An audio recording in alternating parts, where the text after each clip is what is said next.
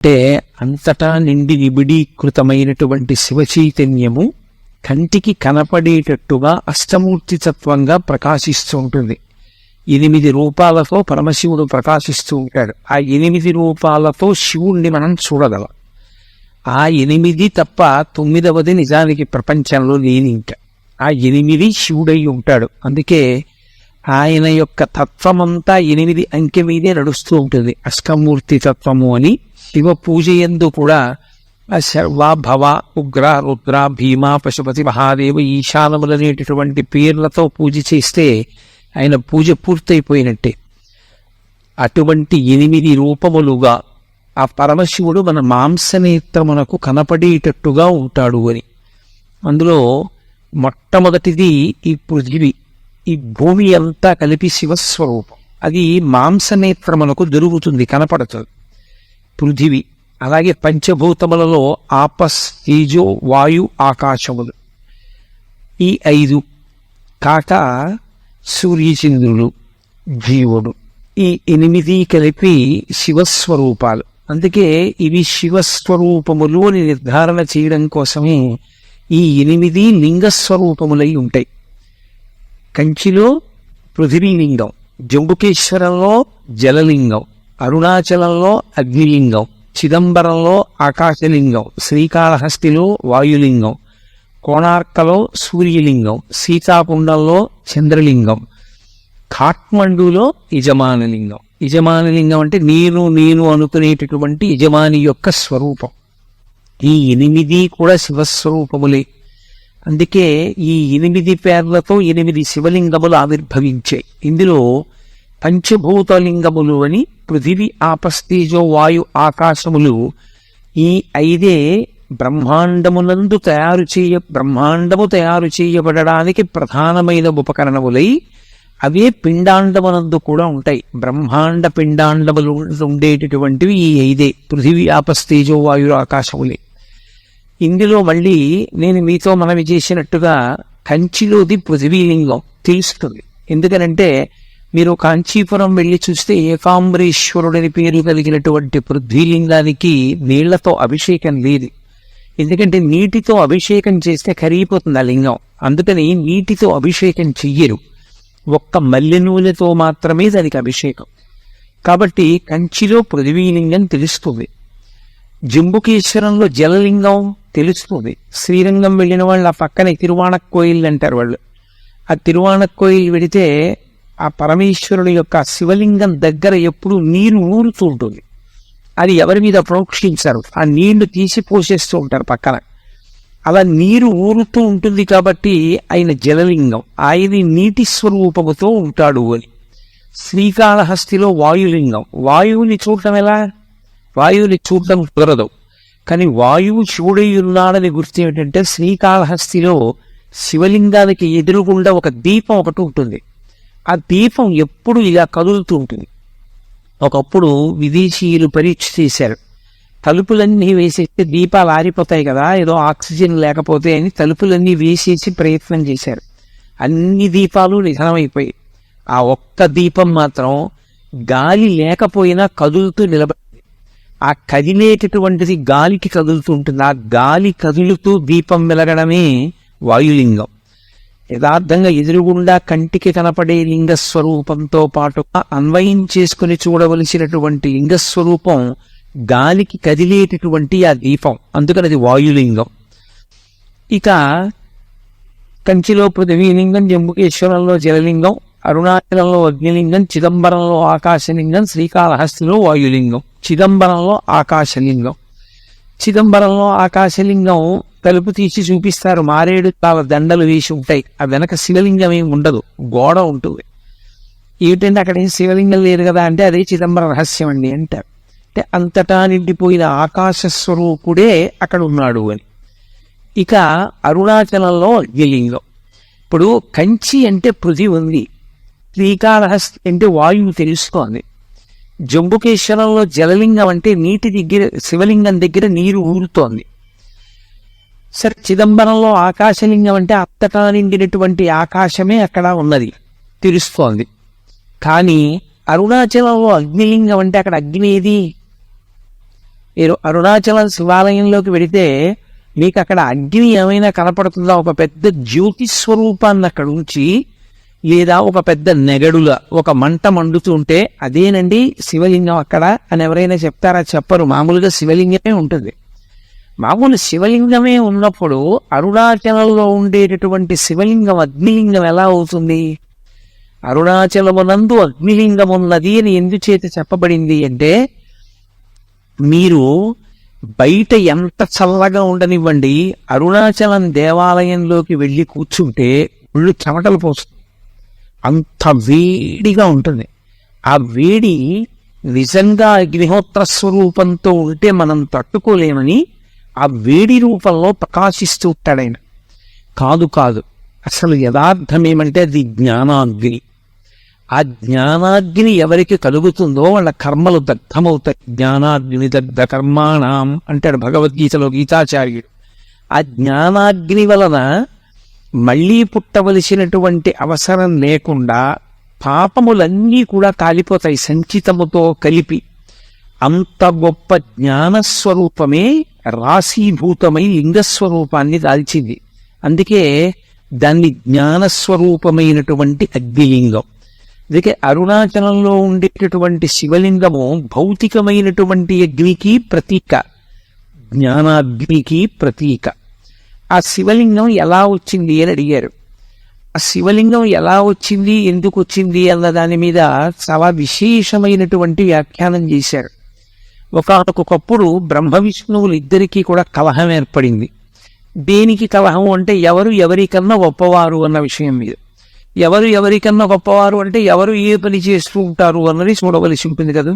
సృష్టికర్త బ్రహ్మగారు, స్థితికర్త శ్రీ మహావిష్ణువు.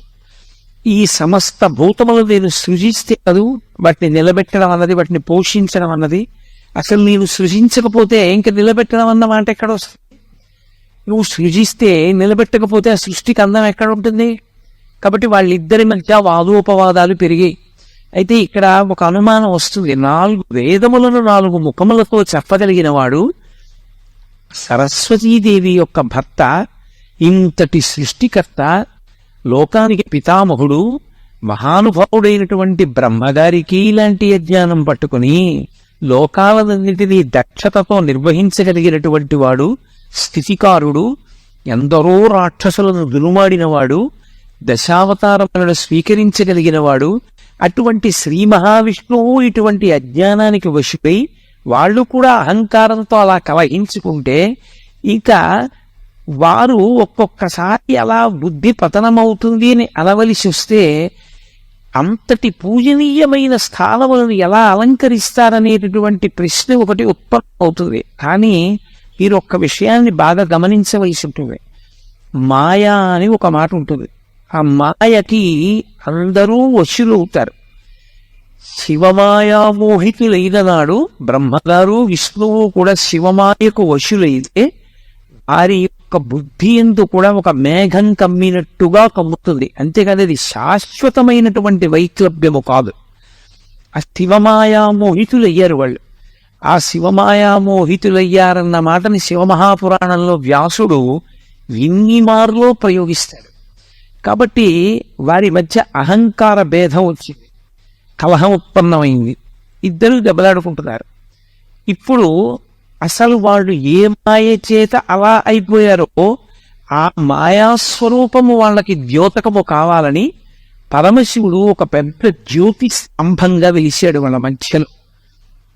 అది కంటితో చూస్తే పై వరకు వెలుగుతోంది, కిందకి చూస్తే భూమి లోపల ఎక్కడుందో తెలియదు. ఒక పెద్ద స్తంభం. ఆ స్తంభం ఏమిటి? ఏదో లోహంతో చేసిన స్తంభం కాదు, అది జ్యోతి స్వరూపం. అందుకే జ్యోతిర్లింగము అన్న మాట వచ్చింది. జ్యోతిర్లింగము అన్న మాటకు అర్థం అక్కడ ఏదో జ్యోతి ఉంటుంది లేకపోతే దీపం వెలుగుతూ ఉంటుంది అని కాదు దాని అర్థం. జ్యోతిర్లింగము అన్న మాట ఎక్కడ వాడినా మీరేం గుర్తు పెట్టుకోవాలంటే అది జన్మాంతరముల నుండి మనని వెంటాడుతున్నటువంటి అజ్ఞానాన్ని, ఇంకా కొన్ని కోట్ల జన్మలెత్తడానికి అవసరమైనంత పాపాన్ని, ఆ పాపము వలన ఏర్పడిన కర్మ బంధములను, దాని వలన కలిగినటువంటి అజ్ఞానాన్ని, మనలోని పశుత్వాన్ని కాల్చివేసి జ్ఞానమిచ్చి మళ్లీ పుట్టవలసినటువంటి అవసరాన్ని తీసివేయగలిగినటువంటి రాశీభూతమైన శక్తి ఎక్కడున్నదో దానికి జ్యోతిర్లింగమని పేరు. ఎందుచేత? జ్యోతి అంటే దీపం. దీపం ఎక్కడుందో అక్కడ చీకటి ఉండదు. చీకటి లేకపోతే ఉన్న వస్తువు ఉన్నట్లుగా కనపడుతుంది. ఆ సత్య వస్తువు మనకి ప్రకాశించాలి, తెలియాలంటే దీపం ఒక్కటే సాధనం. ఆ దీపం లేని నాడు ఉన్న వస్తువు ఉన్నట్టు తెలియదు. ఉన్న వస్తువు ఉన్నట్టు తెలియకపోతే వచ్చే పెద్ద ప్రమాదం ఏమి అంటే వెంటనే భయం పట్టుకుంటుంది. అది ఏ వస్తువో తెలియదు కాబట్టి భయం. ఎక్కడికన్నా వెళ్ళాలంటే భయం. అందరికీ చీకటిగా ఉంటే భయం. చీకటి అంటే భయం అండి అంటారు. కారణం ఏంటంటే చీకట్లో ఉన్న వస్తువు తెలియదు. చీకటి పోవాలంటే ఒక దీపం వెలిగితే చాలు, భయం పోతుంది. మృత్యువు పట్ల అందరికీ భయం ఎందుకుంటుంది అంటే ఈ శరీరం పడిపోతుంది అని. కానీ ఈ శరీరం పడిపోవడం అనేటటువంటిది జరిగి తీరుతుంది. కానీ ఎప్పుడూ పడకుండా ఉండేటటువంటిది ఆత్మ. ఆ ఆత్మ ఎరుకలోకి వచ్చి శరీరము అసత్యం అనేటటువంటి భావమునందు త్రికరణ శుద్ధిగా నిలబడగలిగినటువంటి శక్తిని ఇవ్వగలిగినటువంటి దీపస్వరూపానికి జ్యోతిర్లింగమని పేరు. ఇప్పుడు దానినే మహాశివరాత్రి అంటారు. ఆ పెద్ద జ్యోతి స్తంభం ఒకటి వెలిగింది ఆ బ్రహ్మగారు శ్రీ మహావిష్ణువు మధ్యలో. అది ఎంత ఉంది అని అడిగారు. దాన్ని వర్ణన చేసింది యజుర్వేదం. రుద్రాధ్యాయానికి ప్రార్థనా శ్లోకం చెప్తూ ఆ పాతాళ నభస్తనాంత భువన బ్రహ్మాండం ఆవిస్ఫురత్ జ్యోతిస్ఫాటికలింగమౌళి విలసత్పూర్ణిందు వాల్తామృతై అంది. అది పాతాళలోకం కన్నా కింద ఎక్కడుంటుంది, ఏముంటుంది అని అడిగితే అక్కడ వరకు వెళ్ళింది. అంటే ఎక్కడ వరకు ఉంటుంది అంటే పాతాళలోకం వరకు చెప్తారు. ఇంకా కింది వరకు వెళ్ళిపోయి పైన బ్రహ్మాండమా విస్ఫురత్, ఈ బ్రహ్మాండములు ఎంతవరకు ఉన్నాయో వాటన్నిటినీ దాటిపోయి. అందుకే మనకి ఇప్పటికీ కొన్ని ప్రధానమైనటువంటి దేవాలయాల్లో మీరు చూస్తే ఆవిర్భావలింగము అని ఉంటుంది. ఆ లింగం దేవాలయంలో ఉండదు, దేవాలయం వెనక గోడ మీద ఉంటుంది. శ్రీకాళహస్తి క్షేత్రంలో దేవాలయం వెనక గోడ మీద కనపడుతుంది. శివలింగం ఉండి శివలింగం మధ్యలో ఏదో చిన్న అవరోధం తొలగినట్టుగా ఉండి దాని మధ్యలో శివుడు సాకారంగా ఉంటాడు. పై భాగం సరిగా కనపడదు, కింద భాగం సరిగా కనపడదు. కింద ఒక పంది ఉంటుంది కిందకి తవ్వుతూ వెడుతున్నట్టు, పైన ఒక హంస ఉంటుంది ఎగురుతున్నట్టు. అదే ఆవిర్భావలింగం. ఆవిర్భావలింగం అంటే జ్యోతి స్తంభం ఏర్పడినప్పుడు శ్రీ మహావిష్ణువు దీని యొక్క ఆది నేను కనుక్కుంటానని ఆయన వరాహస్వరూపాన్ని పొంది భూమిని తవ్వుకుంటూ కిందకెళ్ళారు. చతుర్ముఖ బ్రహ్మగారు హంసవాహనాన్ని అధిరోహించి ఊర్ధ్వముఖ చలనం చేశారు. అలా కొన్ని వేల దివ్య సంవత్సరములు ప్రయాణం చేశారు ఇద్దరు. ప్రయాణం చేసి వెళ్ళి వెళ్ళి వెళ్ళి వెళ్ళి ఎంత లోపలికి వెడుతున్నా జ్యోతిస్తంభం వెడుతూనే ఉంది. పైకి బ్రహ్మగారు ఎంత దూరం వెడుతున్నా జ్యోతిస్తంభం వెడుతూనే ఉంది. ఇక బ్రహ్మగారికి చాలా అవసరత కలిగింది. ఇక నేను వెతకలేను, నా వల్ల కాదనుకున్నాడు.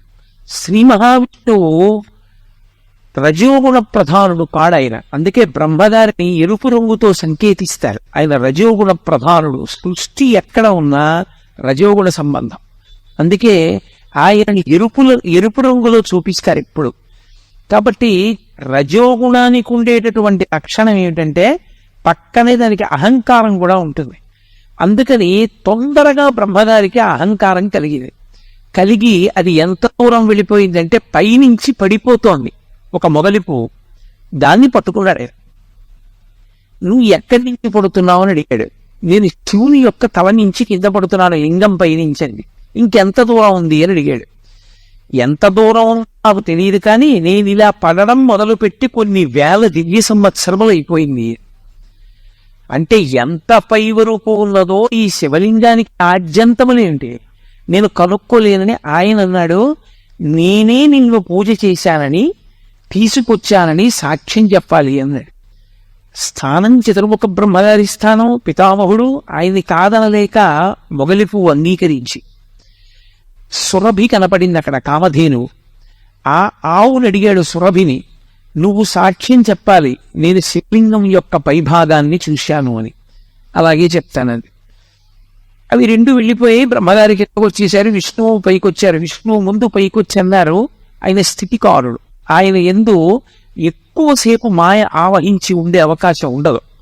ఆయన అన్నాడు, నేను చూడలేదు, శివలింగం యొక్క ఆది నాకు కనపడలేదు. ఎంత లోపలికి తవ్వుకుంటూ వెళ్ళినా శివలింగం యొక్క మొదలు ఇంకా కిందకి వెడుతూనే ఉంది. కాబట్టి దాని ఆది నాకు తెలియలేదు, అది ఆద్యంతములు లేని స్వరూపం అన్నాడు. పరబ్రహ్మములకు ఆద్యంతములు ఎక్కడుంటాయి?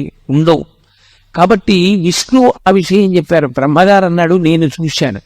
ఆ పైన ఆది ప్రారంభం ఎక్కడుందో, పైన ఆరంభం అంటే అంతం, దాన్ని నేను చూసి వచ్చానన్నాడు.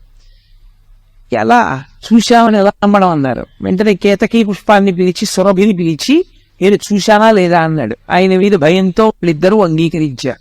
గోవు పృష్ఠభాగంతో అసత్యం, చూడలేదని తోకూపింది, ముఖంతో చూచారని తలోపి. అందుకే ముఖానికి పూజ లేదు, ఆవు పృష్ఠభాగానికే పూజ. కాబట్టి అప్పుడు ఆ సురభి ఈ కేతకీ పుష్పం రెండు సాక్ష్యం చెప్పే, కూట సాక్ష్యం అంటే అబద్ధపు సాక్ష్యం చెప్పావు. కాబట్టి మొగలి పువ్వు స్త్రీలు అలంకరించుకోవడానికే తప్ప పరమేశ్వరారాధనమునందు ఉపయోగము ఉండదు. అలాగే ఆవు ముఖంతో అబద్ధం చెప్పి పృష్ఠభాగంతో నిజం చెప్పింది కనుక పృష్ఠభాగము లక్ష్మీస్థానమై ముఖస్థానము చేత దానికి పూజ లేదు. చతుర్ముఖ బ్రహ్మగారు శివమాయ విశేషముగా వహించినటువంటి కారణం చేత రజోగుణ సంపర్కంతో అబద్ధపు సాక్ష్యాలు ప్రవేశపెట్టడం వరకు వెళ్ళిపోయారు. కాబట్టి ఆయనకి భూమండలమునందు పూజ లేదు. కానీ పూజ చేయించేటప్పుడు బ్రాహ్మణుడు వచ్చి కూర్చున్న స్థానమునకు బ్రహ్మస్థానం అంటారు. అందుకే నీకు పూజ బాగా తెలిసి ఉన్నా బ్రహ్మస్థానం సరిగా పూజ చేయించకపోయినా దాన్ని తప్పు పట్టకూడదన్నారు. ఎందుకనంటే అది బ్రహ్మస్థానం. ఆ వ్యక్తి అక్కడ కూర్చుని పూజ చేయిస్తే ఆ పూజ పరిపూర్ణమైపోతుంది నీ భక్తి చేత. నువ్వు భక్తిగా చేస్తే ఆ పూజ పూర్తవుతుంది. చేయించని దోషం ఏమైనా ఉంటే ఆయనకి తెలుసు.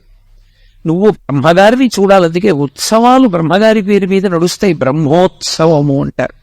బ్రహ్మగారే వచ్చి ఉత్సవం చేస్తారు. బ్రహ్మస్థానము పూజ చేసేటప్పుడు అందరిలోకి ఋత్విక్కుల్లో అగ్రగణ్యుడైనటువంటి వ్యక్తిని బ్రహ్మస్థానంలో కూర్చోపెడతారు. కాబట్టి బ్రహ్మగారికి ఆ రెండు స్థానముల వలన పూజ తప్ప ప్రత్యక్షంగా బ్రహ్మకి దేవాలయము కాని పూజ కాని లేదు అని అశరీర వాక్కు, అంటే శివవాక్కు. ఆనాడు అలా వెలిసినటువంటి ఆ అగ్నిస్తంభాన్ని చతుర్ముఖ బ్రహ్మగారు స్తోత్రం చేశారు. స్తోత్రం చేసి మా అహంకారం పోయింది, అసలు నిజంగా పరబ్రహ్మస్వరూపమేదో ఏది ఆద్యంతములు లేనిదో మాకు అవగతమైంది. కాబట్టి ఇక్కడ ఇదే స్వరూపంతో వెలిసినటువంటి నువ్వు అందరి యొక్క అజ్ఞానదాహకత్వానికి వీలుగా లోకములకు అజ్ఞానము పోగొట్టేటటువంటి స్వరూపంతో ఇక్కడ అగ్నిలింగమన్న పేరుతో అరుణాచలంలో వెలియవలసింది ప్రార్థన చేశారు. ఆ కారణం చేత అరుణాచలంలో అగ్నిలింగం ఏర్పడింది. అది అక్కడ ఏర్పడినటువంటి శివలింగం. అరుణాచలంలో ఉండేటటువంటి శివలింగానికి అరుణాచల క్షేత్రానికి ఒక ప్రత్యేకమైనటువంటి లక్షణం. ఏమిటి ఆ లక్షణం అంటే, పరమేశ్వరుడు ఒకానొకప్పుడు ప్రార్థన చేశారు, అయ్యా ఇన్ని జన్మలు ఎత్తలేకపోతున్నాం, అందులో వచ్చేది కలియుగం, చాలా తేలికగా అజ్ఞానానికి వశులమైపోతాం, మాయకి లోబడిపోతాం, తప్పు పనులు చేస్తాం, మళ్ళీ పునర్జన్మలు వస్తాయి. మరి అలా రాకుండా ఉండాలంటే మాకు ఒక తేలిక మార్గం ఏదైనా ఉపదేశించేయండి అన్నారు. ఆయన అన్నట్టు దర్శనాత్ అభ్రసదసి అన్నాడు. చిదంబరం వెళ్ళి ఎలా దర్శనం చెయ్యాలో తెలుసుకుని అలా దర్శనం చెయ్యండి, ఇక మీరు పుట్టవలసిన అవసరం ఉండదన్నారు. చిదంబరంలో దర్శనం అంటే ఇందాకే మీతో ప్రస్తావన చేశా, తలుపు తీస్తారు సిద్ధంగా ఉండండి అంటారు. ఆ తెర తీస్తారు, ఇలా చూసేటప్పటికి ఇలా జాగ్రత్తగా కళ్ళు నింపుని చూస్తారు, ఏం ఉండదు. మారేడు దళాల దండలు వేలాడుతుంటాయి, బంగారు మారేడు దళాలు, మామూలు మారేడు దళాల దండలు ఉంటాయి. తెరహేస్తారు, అయిపోయింది వెళ్ళిపోండి అంటారు. కొంతమంది అంటారు, దాంబికానికి నీకు కనపడలేదా, శివలింగం వెనకాల ఉంది కదూ అంటారు. ఉతిది అదేం కాదు. అదేమిటండి ఏం లేదు కదా వెనకాతలంటే అదే చిదంబర రహస్యం అంటారు. అందుకే ఇప్పటికీ అర్థం కాని విషయాన్ని చిదంబర రహస్యం అంటే. ఆకాశము అంటే అంతటా నిండిపోయి ఉంటుంది. అంతటా నిండిపోయిన ఆకాశములో అన్నీ ఉంటాయి. ఇప్పుడు మఠాకాశము అంటాం. అంతటా నిండిపోయినటువంటి ఆకాశం ఒకటి అనంతాకాశము అంటారు. అనంతాకాశమునందు మఠాకాశము అంటే ఓ గది. ఓ గదిలో ఆకాశం ఉంటుంది. మళ్ళీ అందులో కుండ పెట్టారనుకోండి ఘటాకాశం. మళ్ళీ ఆ కుండలో ఖాళీ భాగం ఉంటుంది, అది ఆకాశం. ఏమీ లేదనకూడదు, శూన్యం అనకూడదు. శూన్యం బుద్ధుల వాదన, ఆకాశము సనాతన ధర్మవాదన. అందుకే శంకరాచార్యుల వారు అక్కడే ఖండా చేశారు. ఏమీ లేదు, ఏమీ లేదు, శూన్యం అన్నది వాళ్ళ వాదన. ఏమీ శూన్యం కాదు శంకరాచార్యుల వారి వాదన. ఎందుచేతనంటే మీరు మా ఇంటికి వచ్చారనుకోండి, తలుపు కొట్టారు, ఇంట్లో ఎవరూ లేరు అంది పరిపిల్ల. ఓ అయితే కోటేశ్వరరావు వారి భార్య ఏ దేవాలయానికి వెళ్ళారనమాట అని మీరు అన్నారు. ఎప్పుడు వస్తారు అన్నారు. రాత్రి అవుతుంది, ఇప్పుడు వచ్చే అవకాశం లేదా? లేదు. వీరికి వెళ్ళలేదు, ఇంట్లోకి వెళ్ళిపోయారు. ఇప్పుడు ఇంట్లో ఎవరూ లేరా? ఇంట్లో ఎవరూ లేరని చెప్పేవాళ్ళు ఉన్నారా? ఇంట్లో ఎవరూ లేరని చెప్పేవాళ్ళు ఉన్నారు. అది శూన్యం కాదు, ఉన్నారు. అది ఆకాశం. అది శంకరాచార్యుల వారి వాదన. అది సనాతన ధర్మం. దానికి బౌద్ధం ఈ దేశాన్ని విడిచిపెట్టి వెళ్ళిపోయాయి. శంకరులకు బౌద్ధం మీద ద్వేషం కాదు, శంకరుల వాదన పటిమ ముందు నిలబడలేదు. అది సత్యం. కాబట్టి అటువంటి ఆకాశమును అనంతముగా నిండిపోయినటువంటి ఆకాశ స్వరూపాన్ని ఒక మఠాకాశంగా, ఒక గోడగా చూపించి దానికే వేస్తాడు మారేడు దళాలు. అంతటా నిండి నిబిడీకృతమైపోయింది పరమేశ్వర స్వరూపమని అర్థం చేసుకోగలిగిన వాడికి చిదంబర దర్శనం తెలుస్తుంది. లేని వాడికి చిదంబర దర్శనం అర్థం కాదు వెళ్ళిన. అందుకని దర్శనాత్ అభ్రసదసి, చిదంబరం వెళ్ళి దర్శనం చేయమన్నారు కానీ మహాప్రభో మాకు అది ఎలా మనసులో నిలబడుతుంది? అంత తేలిక సాధ్యం కాదు. ఇంకొక మాట చెప్పండి, ఇంకొంచెం తేలిక మార్గం చెప్పండి అన్నారు. దర్శనాత్ అభ్రసదసి జననాత్ కమలాలయే, కమలాలయంలో పుట్టండి మీకు మోక్షం ఇస్తాను. కమలాలయం అంటే తిరువారూరు. తిరువారూరులో పుడితే మోక్షం. కానీ పుట్టడం మన చేతిలో ఉందా? ఎక్కడ పుడతానో, ఏ కాలంలో పుడతానో ఎవరికి తెలుసు. కాబట్టి పుట్టడం నా చేతిలో ఎక్కడుంది పరమేశ్వర? ఇంకొక మాట చెప్పండి. ఆయన అన్నారు, కాశ్యాంతు మరణాన్ముక్తి, పోని పుట్టడం నీ చేతిలో లేదు. నీ కర్తవ్యాలన్నీ అయిపోయాయి అనుకున్నప్పుడు కాశీ వెళ్ళిపోయి కాశీపట్టణంలో ఉండిపోయి కాశీపట్టణంలో శరీరం విడిచిపెట్టేస్తావా? మోక్షం ఇచ్చేస్తాను, నేనే వచ్చి కుడి చెవిలో తారక మంత్రాన్ని ఉపదేశం చేస్తా, ఉపదేశం చేసి మోక్షం ఇస్తా. కాశీ వెళ్ళిపోతావా? అయ్యా కాశీ వెళ్ళిపోవడం అంటే అంత తేలిక? పిల్లలు వదిలేసి మనవల్లో వదిలేసి, పైగా నేను వెడదామనుకునే లోపల శరీరం వదిలిపెడితే ఎలా సాధ్యమవుతుంది? అందుకని కుదరదు. ఇంకొక మాట ఏమైనా చెప్పండి. స్మరణాత్ అరుణాచలే, ప్రతిరోజు ఒక్కసారి అరుణాచల శివ, అరుణాచల శివ, అరుణాచల శివ అని నేను 3 మాటలు అంటున్నాను. 3 మాటలని శివుడు అనలేదు. స్మరణాత్ పైకి కూడా అనమని చెప్పలేదు పరమశివుడు. లోపల ఒక్కసారి అరుణాచల క్షేత్రాన్ని నువ్వు స్మరణ చేయగలవా? ఒక్కసారి గుర్తు తెచ్చుకోగలవా? అరుణాచల క్షేత్రాన్ని ఒక్కసారి గుర్తు తెచ్చుకుంటే మోక్షం ఇచ్చేస్తారు. అందుకే స్కాంద పురాణంలో ఒక విషయం చెప్తారు. జీవయాత్ర అని ఉంటుంది. ఇప్పుడు బయటి యాత్ర విడిచిపెట్టండి, నేను చేసే యాత్ర వేరు, జీవయాత్ర అని ఒకటి ఉంటుంది. జీవుడు ఎప్పుడు బయలుదేరాడో తెలియదు ఈ అజ్ఞానంతో. ఎప్పటికీ పరమేశ్వరుడిలో కలుస్తాడో తెలియదు. ఎన్ని కోట్ల జన్మలెత్తాడో, ఎన్ని శరీరాలు విడిచిపెట్టాడో, ఎన్ని శరీరాల్లోకి ప్రవేశించి పుట్టాడో, ఎన్ని చోట్ల ఎన్ని ఖేదాలను భవించాడో. ఈ జీవయాత్రకి అంత ఉండదు. కానీ ఒక జీవుని యొక్క యాత్ర, ఒక జీవుని యొక్క ఆ జన్మ పరంపరలు చూసినప్పుడు అరుణాచలంలోకి ఎవరైనా వెడితే, అరుణాచల క్షేత్ర ప్రవేశం చేస్తే వెంటనే జీవుని యొక్క యాత్రలో ఒక గీత పెడతారు, ఇలా ఎర్ర గీత, వీడు అరుణాచల ప్రవేశం చేశాడు అని. అరుణాచల ప్రవేశం కాని చేశాడా, ఆ జీవుని యొక్క యాత్రలో ఒక విశేషమైనటువంటి మలుపు తిరిగింది అని గుర్తు. అందుకే అరుణాచలానికి వెళ్ళడం కానీ, అరుణాచల యాత్ర కానీ, అరుణాచల పట్టణంలోకి ప్రవేశించడం కానీ, అరుణాచలేశ్వరుణ్ణి దర్శనం చేయడం కానీ అంత తేలికైన విషయాలు కావు. ఒక్క కారణం చేత మాత్రమే ప్రవేశించగలరు అని చెప్పారు. ఏవా కారణములు అంటే, మీకు ఏమీ తెలియదు, మీకు ఏమీ చేత కాదు అన్న భావనతోటి, వినయంతోటి బయలుదేరితే అరుణాచల ప్రవేశం సాధించగలరు. అరుణాచలంలోకి వెళ్ళడానికి ఒకటే, పరమేశ్వర నాకేం తెలియదు, నాకున్నవన్నీ పాపాలే, నిన్ను నమ్ముకుని వస్తున్నాను, నువ్వే నన్ను అరుణాచల ప్రవేశం చేయించు అని అడిగినటువంటి వారికి అరుణాచల ప్రవేశం చేయిస్తారు తప్ప, అహంకృతితో కొంచెం డాంబికంగా బయలుదేరితే అరుణాచలంలోకి వెళ్లరు అని జ్ఞాన సంబంధనాయనారంతటి మహానుభావుడు వెళ్ళలేకపోయాడు, దొంగలు కొట్టేశారు. అప్పుడు ఆయన బాధపడితే ఉన్నవన్నీ ఎత్తుకుపోయిన తర్వాత ఈశ్వరుడి మీద పత్తికాలు పాడి పరమనిరాడంబరంగా వినయంతో ప్రవేశిస్తే అరుణాచల పట్టణంలోకి ప్రవేశించగలిగాడు. అరుణాచలం అంత గొప్ప క్షేత్రం. అసౌ యస్తామ్రౌ అర్ణవత బుభ్రస్సుమంగళ ఏ చేమాగం వృత్తా అభితోదిచ్యుస్యతా సహస్రసో వైశాఖం హేడైమహే అంటుంది రుద్రాధ్యాయం. ఎర్రటి కాంతులు కలిగినటువంటి పరమశివుడు సర్వమంగళ స్వరూపంతో ఉంటాడాయన. ఉండి అన్ని ప్రాణులకు కూడా విశేషమైనటువంటి ఉపకారం చేస్తూ ఉంటాడు. అంత గొప్పగా పరమశివుడు వెలిసినటువంటి క్షేత్రం అరుణాచలం. మనం ఎక్కడికైనా శైవ క్షేత్రానికి వెడితే ఆ శివాలయంలో ఉండేటటువంటి శివలింగం ఏదుంటుందో దాన్ని మాత్రమే ప్రధానమైన శివస్వరూపంగా భావన చేస్తాం.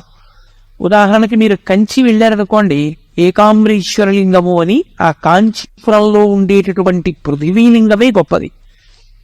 ఆ పృథివీలింగ దర్శనం ప్రధానంగా చేస్తాం. మిగిలినవన్నీ కూడా పరివార దేవతలు, ఇతరమైనటువంటి లింగాలు ఉంటాయి శివాలయంలో. అని ప్రధానమైన లింగం కాంచీపురంలో పృథివీలింగం, ఆ శివలింగాన్ని దర్శనం చేస్తాం.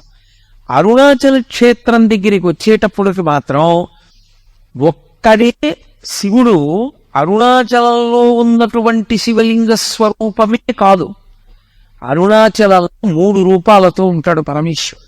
ఒకటి అరుణాచలంలో ఉన్నటువంటి దేవాలయం లోపల ఉన్నటువంటి శివలింగ స్వరూపం ఒకటి, అది ప్రధానమైన లింగ స్వరూపం. 2 అరుణాచలం కొండంతా కలిపి శివస్వరూపం, అది అగ్నిస్వరూపం. అందుకే కృతయుగంలో అది అగ్నిస్వరూపంగా ఒక పెద్ద జ్యోతిష్గా వెలుగుతుండేదిట.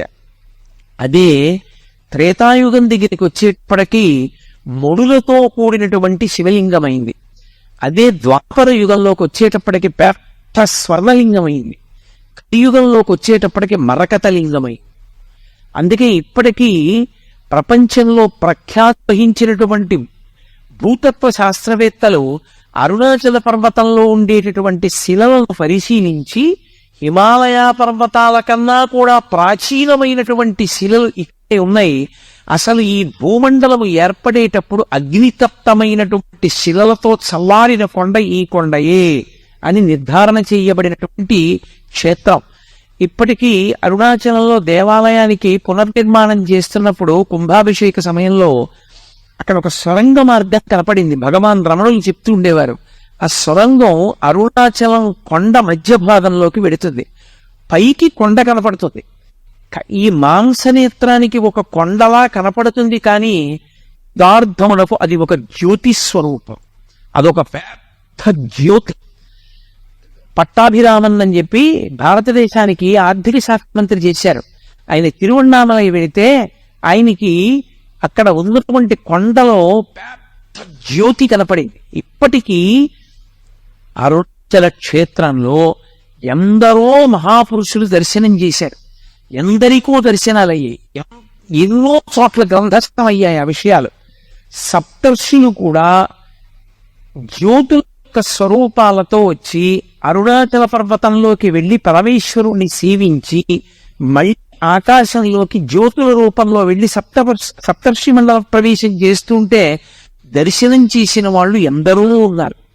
సభాముఖంగా చెప్పడం నాకు ఇష్టం లేదు, కానీ నేను మీతో ఒక విషయం చెప్తే మీరు ఆశ్చర్యపోతారు. నేను అరుణాచలం వెళ్ళినటువంటి మొట్టమొదటిసారి గిరి ప్రదక్షిణం ఎలా చెయ్యాలో కూడా నాకు తెలియని రోజుల్లో నేను ఎలా గిరి ప్రదక్షిణం చేయాలి, నాకు ఈ క్షేత్రంలో ఇంతకాలం ఉండాలి అని ఏమీ తెలియక నేను మళ్ళీ తిరుగు ప్రయాణం ఏర్పాటు చేసుకొచ్చేసాను. ఎలా అని నేను అక్కడ నిలబడి ఉంటే ఒక వ్యక్తి వచ్చాడు.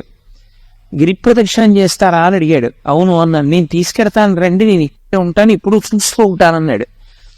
చీకట్లో నడిచి వెళుతున్నా. నాకు ఎప్పుడూ అనుమానం ఒకటి ఉండేది. రాములు తల్లిగారికి మోక్షం ఇచ్చారు, ఏ కారణానికి అని అనుమానం ఉండేది. నడిచి వెడుతుంటే ఆయన నన్ను రాత్రి 11 వేళ అకస్మాత్తుగా చేయి పట్టుకుని అటువైపుకి తీసుకెళ్లాడు పొదల దగ్గరికి. రమణుడికి స్వార్థం, వాళ్ళ అమ్మకే మోక్షం ఇచ్చాడు అవునా అన్నాడు. లేదు తెల్లబోయాను. ఇదేంటి ఇంత ఖచ్చితంగా నా మనసులో మాట అన్నారని. ఏమైతే అని నేను ధైర్యంగా అన్నాను. అవును నాకు అనుమానం ఉంది, అలా ఎందుకు ఇచ్చారు మోక్షం మీకు తెలుస్తుందిలే అని ఆయన అని 4 అడుగులు వేశాం. మీరు నన్ను నమ్మండి, ఇంత పవిత్రమైన వేదిక నుంచి చెప్తాను, అబద్ధాల అడుగు బతకవలసిన అవసరం నాకు లేదు.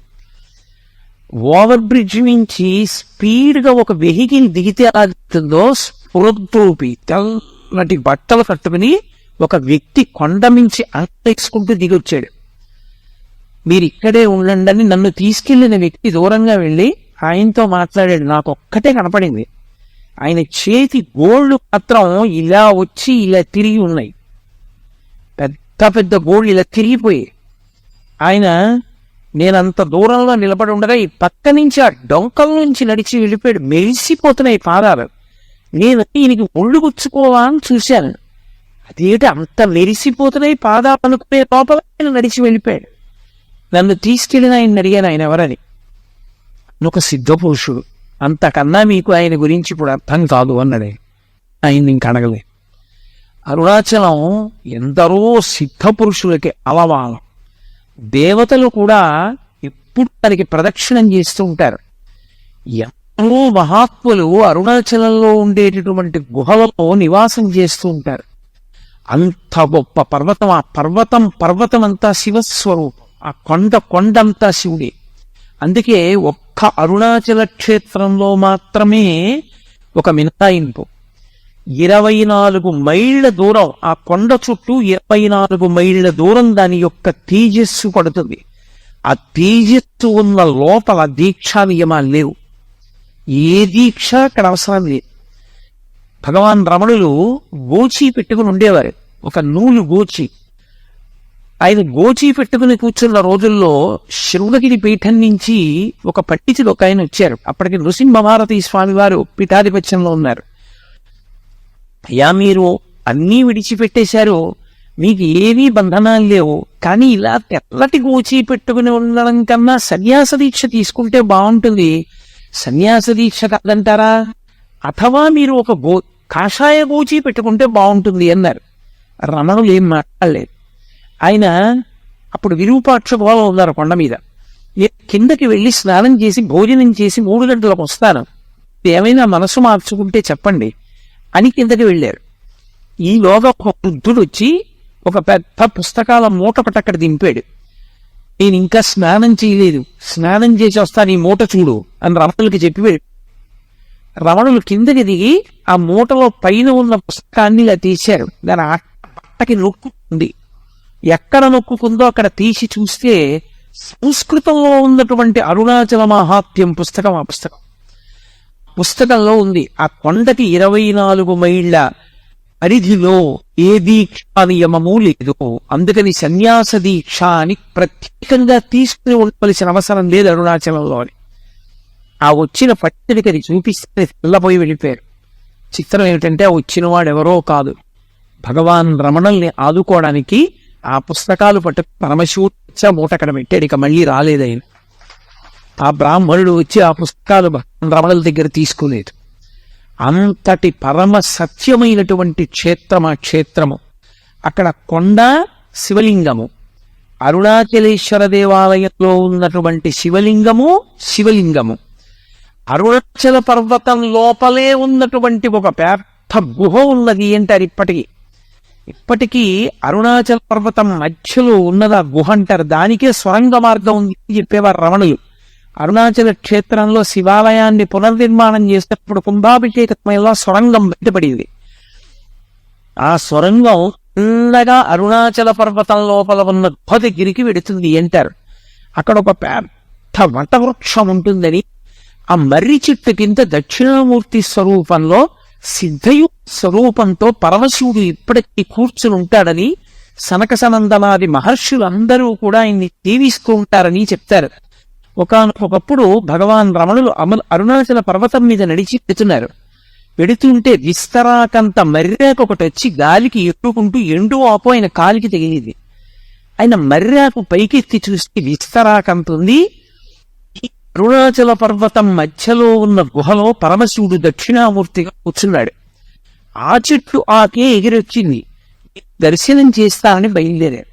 ఆయన కొంత దూరం వెళ్ళేసరికి ఆయన కాలు అనుకోకుండా అక్కడ ఉన్న ఒక పొదలో ఉన్న తేనె పట్టుకు తగిలింది. తేనె పట్టులో ఉన్న ఈగలన్నీ పైకి జుమ్మని లేచాయి. వెంటనే రమణులు అన్నారు, ఈ కాలు తప్పు చేసింది, వాటి గూడు కదిపింది, కాబట్టి ఇది శిక్ష అనుభవించాలని ఆ కాలు ఒక రాయి మీద పెట్టి వదిలిపెట్టేశాడు. ఆ తేనెటీగలన్నీ వచ్చి ఆయన కాలు పుట్టగలిగినంతసేపు ఇంత లావున వాచిపోయి, ఆ వాచిన కాలు ఈడ్చుకుంటూ ఆయన కిందకి దిగి వచ్చేశాడు. పళనిస్వామి అని అప్పుడు ఆయనకి సేవ చేస్తూ ఉండేవాడు. అతను శ్రావణం తీసుకొచ్చి ఆ తేనెటీగల యొక్క ముళ్ళు ఆయన కాల్లో విరిగిపోయిన వాటన్నింటినీ బట్టి లాగేశాడు. కానీ ఆయన శరీరాన్ని విడిచిపెట్టేసే పర్యంతము రమణుల యొక్క ఒక కాలు చాలా లావుగా ఉండేది.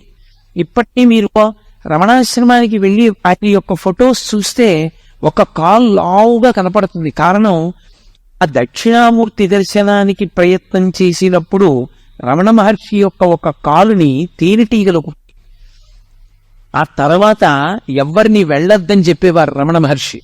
ఆయన మాట వినకుండా వెంకటరామయ్య గారని ఒక ఆయన స్నేహితులు కలిసి అరుణాచలంలో మేము దక్షిణామూర్తి దర్శనం చేస్తామని బయలుదేరారు.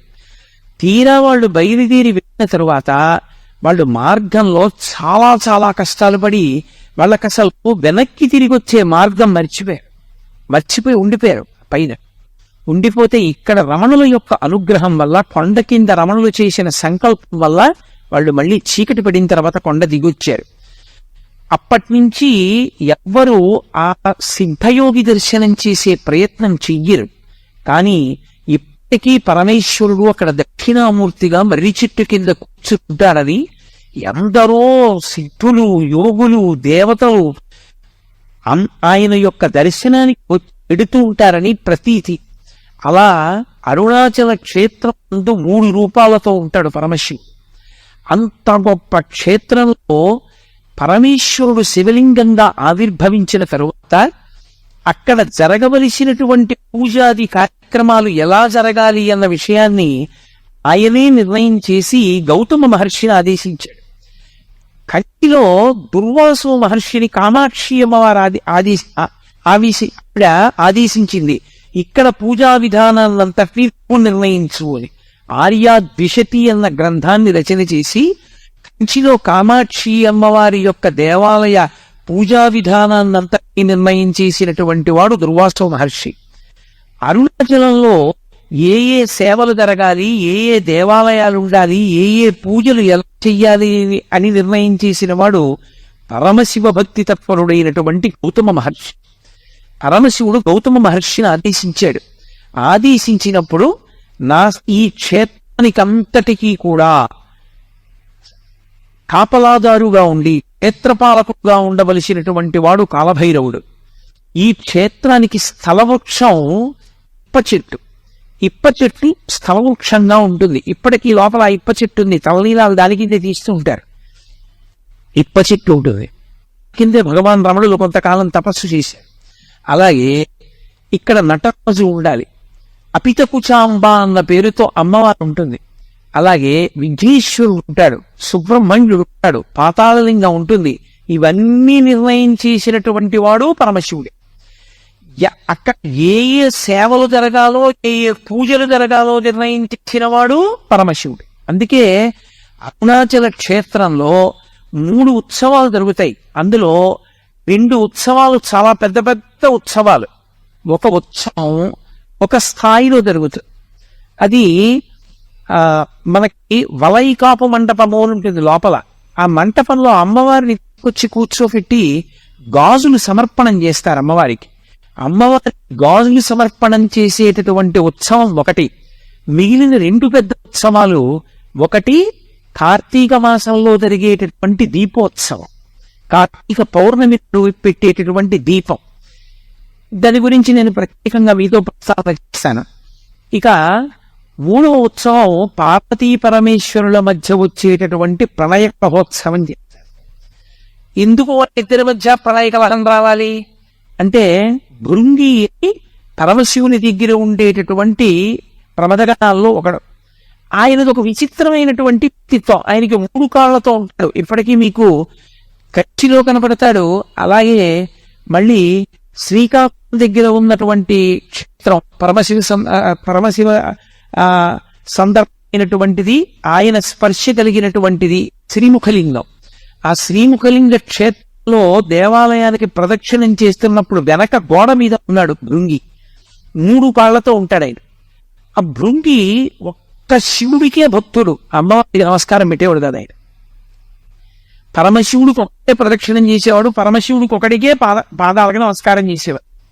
ఒక్కో రోజు ఆగ్రహం వచ్చింది, ఏమిటి ఎప్పుడు ఆయనకే ప్రదక్షిణం చేస్తాడు, ఆయనకే నమస్కారం చేస్తాడు, అసలు నా వంక కూడా చూడడం ఇదేం భక్తి, ఏం చేస్తాడో చూస్తానని భృంగి వస్తూ అమ్మవారు పరమశివుడి యొక్క వామార్థ భాగంలోకి వెళ్ళిపోయి అర్ధనారీశ్వర స్వరూపాన్ని పొందింది. ఇప్పుడు ఎలా ప్రదక్షిణం చేస్తాడు? చెయ్యాలంటే మరి నేను ఉన్నానుగా ఎడం పక్కన, ఏం చేస్తాడో చూస్తానంది. ఆయన తేనెటీగ అయిపోయి పరమశివుడికి పార్వతీదేవికి మధ్యలో తొలిచి కన్నం ప్రదక్షిణం చేశాడు తప్ప అమ్మవారికి ప్రదక్షిణం చేయలే. ఆ భృంగికి మోక్షం ఇస్తానన్నాడు పరమేశ్వరుడు. అమ్మవారు ఒక్క నాటికి ఇవ్వడానికి వీల్లేదు. కాదు, ఇంత గొప్పవాడు, ఇంతటి ఉదారమైన మనస్సు ఉన్నవాడు పార్వతి, నా మీద భక్తి ఉంటే నీ మీద భక్తి ఉన్నట్లే, అందుకు అతనికి మోక్షం ఇస్తానంటాడు పరమేశ్వరుడు. ఇప్పటికీ అరుణాచలంలో ఆ ప్రణయకలం అక్కడ ఒక అర్చకులు నిర్వహిస్తారు. ఎంత అద్భుతంగా నిర్వహిస్తారు. ఆ ఉత్సవం జరిగి పరమేశ్వరుడు భృంగికి మోక్షం ఇచ్చేస్తాడు. పార్వతీదేవికి కోపం వచ్చి అపితకుచాంబ అమ్మవారు దేవాలయంలోకి వెళ్ళి తలుపులు వేసేసుకుంటారు. పరమశివుడు ఒక్కడే గిరి ప్రదక్షిణానికి వెడితే దొంగలు దోచుకుంటారు. ఇప్పటికీ ఆ దొంగలతో ఉప్పు అని అవన్నీ చేస్తారు. ఆ ప్రణయక మహోత్సవం 2వ పెద్ద ఉత్సవం. అన్నీ నిర్ణయం చేసినటువంటి వాడు గౌతమ మహర్షి. ఎవరి ఆజ్ఞ మేరకి? శివాజ్ఞ మేరకే చేశారు. అటువంటి అరుణాచల క్షేత్రంలో ఆ దేవాలయ ప్రాంగణం అత్యద్భుతమైనటువంటి ప్రాంగణం. బహుశः దక్షిణ భారతదేశం మొత్తం మీద ఏ దేవాలయంలోనూ కూడా అంత పెద్ద గోపురాలు మీకు ఎక్కడా కనపడవు. అంతంత పెద్ద పెద్ద గోపురాలు. ప్రత్యేకించి అరుణాచల క్షేత్రంలో తూర్పు గోపురం శ్రీకృష్ణదేవరాయల వారు కట్టించారు. శ్రీకృష్ణదేవరాయల వారు కట్టించినటువంటి ఆ గోపురం ఇక అంత పెద్ద గోపురం మీకు ఎక్కడా కనపడదు. దాన్ని ఎవరైనా ఇలా తలెత్తి చూడవలసిందే. అంత పెద్ద గోపురం అంటారు, అంత గొప్ప గోపురం. అరుణాచల క్షేత్ర వైభవంలో గొప్పతనం ఏమిటంటే, దాని ఉత్తర గోపురాన్ని కట్టించేటువంటిది ఒక ఆడావిడ. ఆ స్త్రీమూర్తి పేరు అమ్మణ్ణి అమ్మన్. ఆవిడ చాలా చిత్రమైన వ్యక్తి. ఆవిడ పరమశివుని అనుగ్రహం చేత ఆవిడికి గొప్ప యోగశక్తులు కలిగాయి. ఆవిడికి గోపురం కట్టించాలని కోరిక. ఆవిడ ప్రతి ఇంటి ముందుకి వెళ్ళి గోపురం కట్టడానికి చందా అడిగేది. డబ్బులు లేవంటారేమోనని ఆవిడ ఇంటి ముందు నిలబడి ఆ ఇంట్లో ఇనప్పెట్టె ఎక్కడుందో, ఇనప్పెట్టెలో ఎక్కడ డబ్బు పెట్టారో ఆ డబ్బు ఎంత ఉందో చెప్పేది.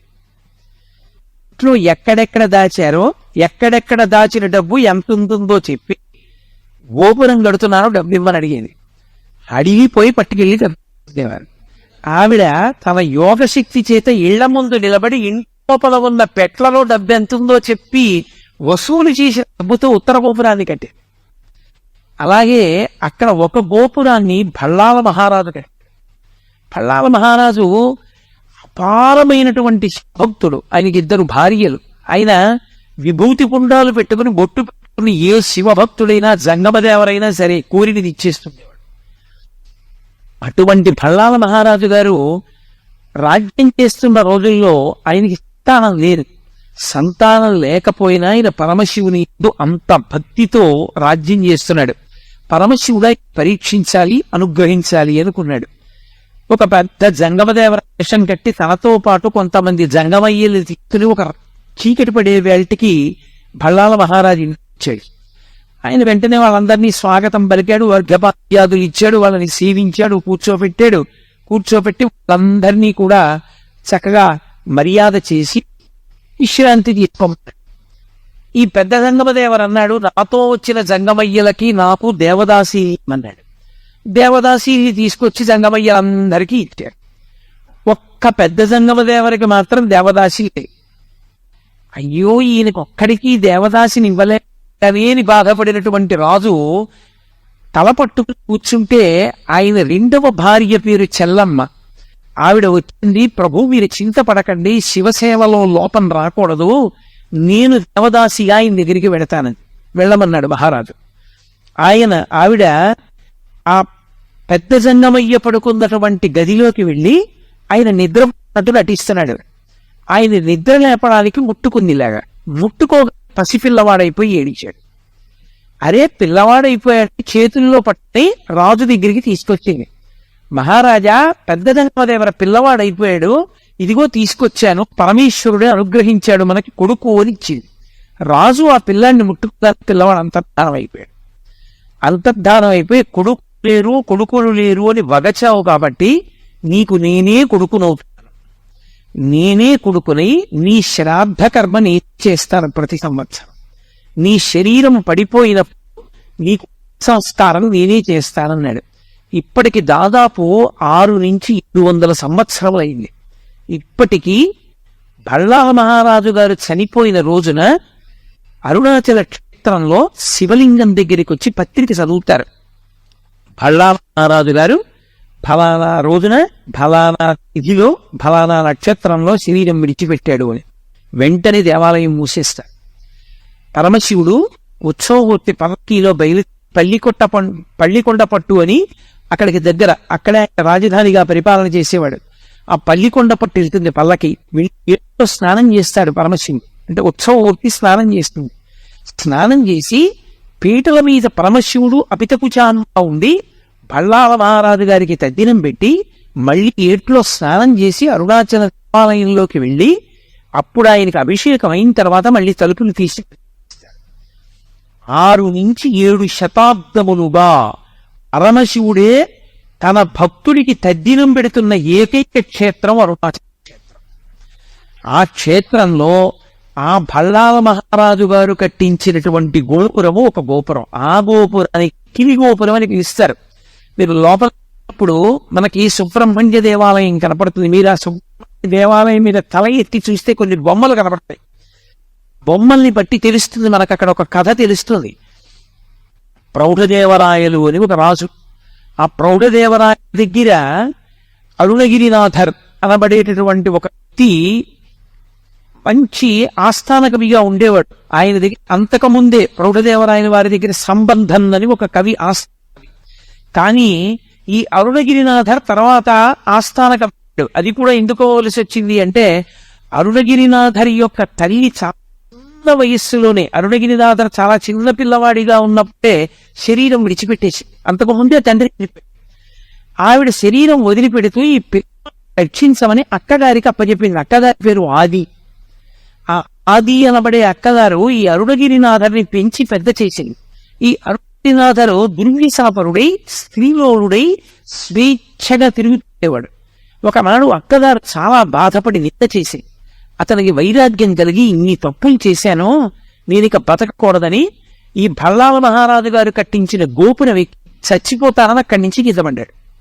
కింద పడుతుంటే లోపల సుబ్రహ్మణ్య దేవాలయంలో ఉన్న సుబ్రహ్మణ్యుడు బయటికి వచ్చి చేతులు పట్టుకున్నాడు. సుబ్రహ్మణ్యేశ్వర స్వామి వారి యొక్క స్పర్శ పడగానే అతనిలో కవిత్వం పెళ్ళుబుకి మహాభక్తుడయ్యాడు. కవితానుభూతి అని చెప్పి ఆయన అద్భుతమైనటువంటి సుబ్రహ్మణ్య గీతములను రచన చేశాడు.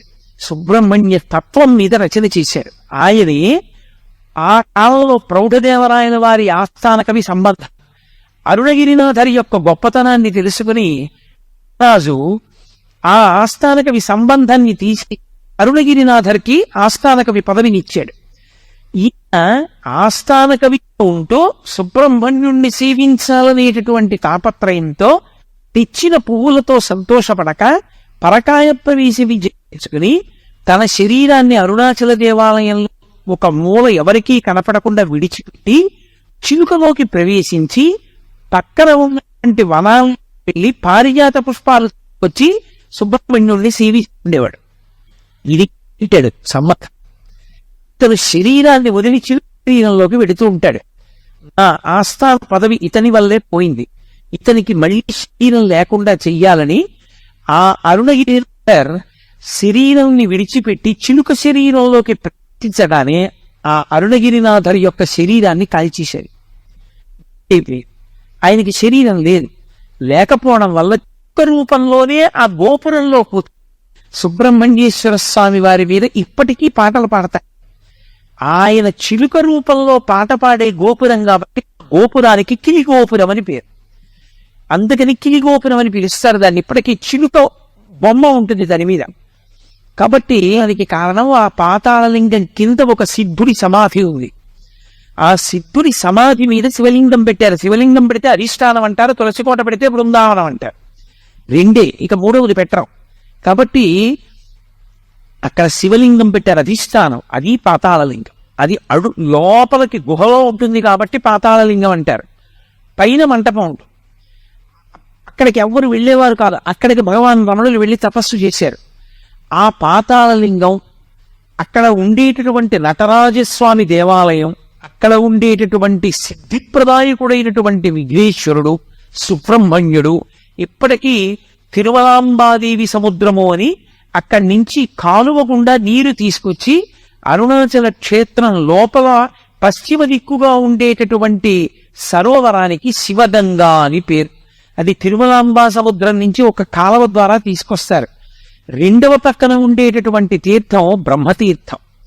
అలాగే మీకు అరుణాచలంలో ఖడ్గతీర్థం, సర్వతీర్థం, ఈశాన్య తీర్థం, అగస్త్య తీర్థం, బ్రహ్మతీర్థం, శివగంగ, యమున, ఎన్ని సరస్సులు ఉంటాయి.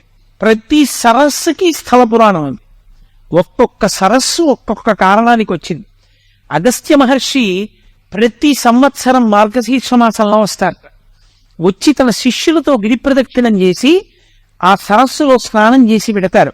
ఒక్కొక్క సరస్సులో స్నానానికి ఒక్కొక్క ప్రత్యేకమైన విభూతి కలుగుతుంది. ఒక సరస్సులో స్నానం చేస్తే అపారమైన భక్తి కలుగుతుంది. ఒక సరస్సులో స్నానం చేస్తే సరస్వతి కటాక్షణ కలుగుతుంది. ఒక సరస్సులో స్నానం చేస్తే పాప సంచయం అంతా కూడా దగ్ధమవుతుంది. అంత గొప్ప గొప్ప సరస్సులతో నిండి ఉంటుంది ఆ క్షేత్రం అంతా. స్వయంగా చతుర్ముఖ బ్రహ్మగారే అరుణాచల క్షేత్రంలో ఆరాధన చేసి స్నానం చేసేటటువంటి సరస్సు ఆ బ్రహ్మ సరస్సు అని పిలుస్తారు. అంత గొప్ప గొప్ప సరస్సులతో కొడుకుని స్థలవృక్షమైనటువంటి ఇప్ప చెట్టుతో ఉంటుంది. అరుణాచల క్షేత్రానికి వెళ్ళినటువంటి వాళ్ళు ఆ దేవాలయంలో పరమేశ్వరుడి పూజ చేసేటప్పుడు ఏ నామాలతో పూజ చెయ్యాలన్నది కూడా పరమశివుడు నిర్ణయం చేశాడు. అరుణాచల క్షేత్రంలో ఈ నామాలతోటే నాకు పూజ, ఇతర నామములు కూడా పలకవచ్చు, వాడవచ్చు, కానీ ఈ నామములే నా దగ్గర పలకాలి, దాని చేత నేను ఎక్కువ ప్రీతి చెందుతాను. అలాగే అరుణాచల క్షేత్రానికి వచ్చిన వాళ్ళు అరుణాచలంలో కూర్చుని చక్కగా సామూహికంగా భక్తులందరూ కూర్చుని ఒకరు చెప్తూ ఉంటే మిగిలిన వాళ్ళు చెప్తూ ఉండాలి ఆ నామాలు. ఆ నామాలన్నీ గౌతమ మహర్షికి చెప్పి గౌతమ మహర్షి చేత సంకలనం చేయించాడు పరమేశ్వరుడు. మీ యొక్క సౌకర్యం కోసం నేను ఆ నామాలు తీసుకొచ్చాను. ఒకసారి మీకు నేను చదివి వినిపిస్తాను. అందున కార్తీక సోమవారం ఇవాళ ఏకాదశి తిథితో ఉంది. పరమపావనమైనటువంటి తిథి కనుక ఒకసారి వినండి. ఆయనే చెప్పినటువంటి నామాలు. అరుణాచల క్షేత్రంలో ఈ నామాలు చెప్పాలి అని. షోడాద్రీషుడు, అరుణాద్రీషుడు, దేవాధీశుడు, జనప్రియుడు, ప్రపన్న రక్షకుడు, ధీరుడు, శివుడు, సేవకవర్ధకుడు, అక్షిపేయామృతేశారుడు, స్త్రీ పుంభావ ప్రదాయకుడు, భక్త విజ్ఞప్తి సంధాత, దీనబంధ విమోచకుడు, ముఖరాంగిపతి, శ్రీమంతుడు, మృడు, మృగమదీశ్వరుడు, భక్త ప్రేక్షణకృత్ సాక్షి, భక్త దోష నివర్తకుడు, జ్ఞాన సంబంధనాథుడు, శ్రీహాలాహల సుందరుడు, అహవైశ్వర్యదాత, స్మత్య సర్వాఘనాశకుడు, వ్యత్యస్త నృత్యద్భుజదృక్ సకాంతి, నటేశ్వరుడు, సామప్రియుడు, కలిధ్వంసి, వేదమూర్తి, నిరంజనుడు, జగన్నాథుడు, మహాదేవుడు, త్రినేత్రుడు, త్రిపురాంతకుడు, భక్తాపరాధ సోఢుడు,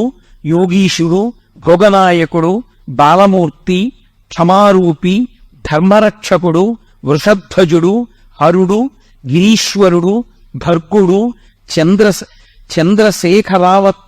చంద్రశేఖరావతంసకుడు, స్మరాంతకుడు, అంధకరిపుడు, సిద్ధరాజు, దిగంబరుడు, ఆరామప్రియుడు, ఈశానుడు, భస్మ రుద్రాక్షలాంఛనుడు, శ్రీపతి, శంకరుడు, స్రష్ట, సర్వ విఘ్నేశ్వరుడు, అనభుడు, గంగాధరుడు, క్రతుధ్వంసి, విమలుడు, నాగభూషణుడు, అరుణుడు, బహురూపుడు, విరూపాక్షుడు, అక్షరాకృతి, అనాది, అంతర్హితుడు, శివకాముడు, స్వయం ప్రభువు, సచ్చిదానందరూపుడు, సర్వాత్మ, జీవధారకుడు, స్త్రీ సంగవామ శుభగుడు, విహిత సుందరుడు, జ్ఞానప్రదుడు, ముక్తిదాత, భక్త వాంఛితదాయకుడు, ఆశ్చర్య వైభవుడు, కామి, నిరవధ్యుడు, నిధిప్రదుడు, శూలి, పశుపతి, శంభుడు, స్వయంభువుడు, గిరీషుడు, మృగుడు. ఇవి అరుణాచల క్షేత్రానికి వెళ్ళినటువంటి భక్తులు తప్పకుండా కూర్చుని చెప్పవలసినటువంటి నామములు.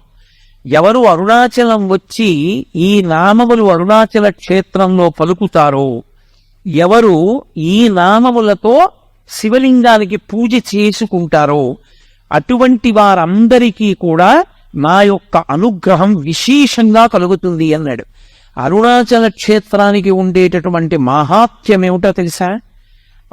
అతి ప్రాచీనమై పరమేశ్వరుడు స్వయంభూగా 3 రూపాలతో వెలిసినటువంటి క్షేత్రమైన కారణం చేత అరుణాచలంలో మీరు ఎంత చిన్న పుణ్యకార్యం చెయ్యండి, అది తీవ్ర స్థాయిలో ఫలితాన్ని ఇస్తుంది. సామాన్యమైన ఫలితం కాదు. అది ఏదో పుణ్యంగా మారి వచ్చే జన్మలో మీరు సార్వభౌముడవడం, ఏదో పుణ్యంగా మారి వచ్చే జన్మలో ఐశ్వర్యవంతుడవడం కాదు. అరుణాచలంలో చేసినటువంటి పుణ్యకార్యము పునరావృత్తి రాహిత్యమునకు తీసుకెళ్ళి. దానికి స్కాందపురాణంలో కొన్ని విశేషాలు చెప్తారు. అరుణాచలం కొండ మీద ఒకానొకప్పుడు ఒక సాలెపురుగు గూడు కట్టింది. గూడు కడితే లేత సూర్యకిరణాలు పడ్డాయి. పడి అది విశేషమైన కాంతితో మెరిసింది. ఆ మెరుపు కొండ మీద పడింది. కొండ స్థూల శివుడు, అది శివుడే. శివుడి శరీరం మీద కాంతి పడేటట్టుగా మెరుపులతో కూడినటువంటి బట్ట శివలింగానికి కట్టిన పుణ్యం ఇచ్చి సాలెపురుగుకి మోక్షం ఇచ్చాడు. అలాగే అక్కడ ఒక ఏనుగు కొండలలోకి ప్రవేశించి తన మదజలధారల చేత ఆకులను తడిపింది. ఆ ఆకులు తడిసి ఆ బొట్లు శివలింగం మీద పడ్డాయి. శివలింగం మీద అభిషేకం చేసిందన్న పుణ్యం ఇచ్చి ఏనుక్కి పునరావృత్తి రాహిత్యం ఇచ్చాడు. అలాగే ఒక ఇనుక అరుణాచల పర్వతంలోకి దూరి అది తవ్వితే దాని లోపల ఉన్నటువంటి ఆ రాళ్ల మీద సూర్యకిరణాలు పడ్డాయి. మణులు ప్రకాశించినట్టుగా ప్రకాశించేవి. ఆ ప్రకాశించిన కాంతులు పడిన కారణం చేత మణుల చేత దీప శోభని వెలిగింపచేసింది అని ఆ ఎలుక మళ్లీ పుట్టవలసిన అవసరం లేని స్థితిని పొందింది. ఒక చిలుక అరుణాచల పర్వతం మీద ఎగురుతున్నప్పుడు దాని యొక్క రెక్కల కదలికలకి ధూళికణములు తొలగించబడ్డాయి. అరుణాచల పర్వతాన్ని శుభ్రం చేసింది అని చెప్పి దానికి మోక్షం ఇచ్చారు. అన్నిటికన్నా ఆశ్చర్యం, ఒకప్పుడు అరుణాచల దేవాలయంలోకి గ్రద్ద ప్రవేశించింది. బలిపీఠం మీద ఉన్నటువంటి కబళం కింద పడితే తిందామని అది వాలి కూర్చోడానికి అవకాశం లేక తన రెక్కలతో అల్లార్చింది ఆ ముద్ద కోసం. కమలం కింద పడింది. అది రెక్కలు అల్లార్చినప్పుడు ఆ బలిపీఠం మీద ఉన్న ధూళి కొంత ఎగిరింది. ధూళి ఎగిరింది కాబట్టి అది దేవాలయాన్ని తుడిచింది అని మోక్షం ఇచ్చారు. నేను మీకు కొన్ని ఉదాహరణలే చూపించగలను, అన్నీ చూపించడం సాధ్యమయ్యే విషయం కాదు. అరుణాచలంలో చేసినటువంటి కించిత్ పుణ్యం కూడా మళ్ళీ ఏదో వచ్చే జన్మలో పుట్టి అనుభవించడానికి పనికొచ్చే పుణ్యంగా మారడం కాదు, ఇక మళ్ళీ పుట్టవలసిన అవసరం లేనంత గొప్ప జ్ఞానాన్ని ఇవ్వగలిగినటువంటి క్షేత్రం. అందుకే ఆ లింగము అగ్నిలింగము అనడానికి కారణం అదే. అక్కడ ఈశ్వరుడు అసుతోషుడు అని పేరు ఆయనకి. అసుతోషుడు అంటే విపరీతంగా సంతోషిస్తాడు. ఎందుకంత సంతోషం అంటే మీరు చెప్పలేరు, దానికి కారణం ఉండదు. నాకు ఆ మాట అన్నప్పుడు ఒకటి జ్ఞాపకం వస్తుంటుంది. నేను చాలా సంతోషం అంటుంటాను. అందులో నాకు ఈ చాలా సంతోషం అన్న మాట ఎక్కువ అనడం ఎప్పుడు అలవాటు అంటే ఫోన్ మాట్లాడుతున్నప్పుడు ఆ మాట అంటుంటారు. ఎవరైనా నేను చెప్తుంటే చాలా సంతోషం చాలా సంతోషం అంట. నన్ను ఎప్పుడు ఎవరు అడగలేదు. నన్ను ఒకసారి ఒక పిల్ల అడిగింది, అవతల ఫోన్లో మాట్లాడుతోంది. నేను తాతగారు రోజు స్కూల్కి వెడుతున్నాను, చాలా సంతోషం అమ్మా అన్నాను. బాగా చదువుకుంటున్నాను తాతగారు, చాలా సంతోషం అమ్మా అన్నాను. తాతగారండి అమ్మ చెప్పిన మాట వింటున్నాను, చాలా సంతోషం అమ్మా అన్నాను. తాతగారు మళ్ళీ మీరు వచ్చినప్పుడు మా ఇంటికి వస్తే మనం కలిసి ఆడుకుందాం తాతగారు ఉంది, చాలా సంతోషం అమ్మా అన్నాను. అన్నింటికీ అంత సంతోషం ఎందుకు తాతగారు అన్నది. ఇప్పుడు నేను తెల్లబోయాను, నిజమే ఇదేంటి అన్నిటికీ అంత సంతోషం నాకు అని. అంటే చాలా సంతోషం అనడం నాకు అలవాటు అయిపోయింది. చాలా సంతోషం అని నోటి మాటగా అంటాను నేను. ప్రతి చిన్నదానికి నిజంగా సంతోషపడిపోయి అనుగ్రహిస్తాడు అశుతోషుడైన పరమేశ్వరుడు. ఆ అశుతోష కర్తన పూర్ణమిగా ప్రకాశిస్తుంది అరుణాచల క్షేత్రంలో. అందుకే అక్కడ చేసిన ఏ చిన్న పుణ్యకార్యమైనా అపారమైనటువంటి ఫలితాన్ని తీసుకొచ్చి సంక్రమింపచేస్తుంది.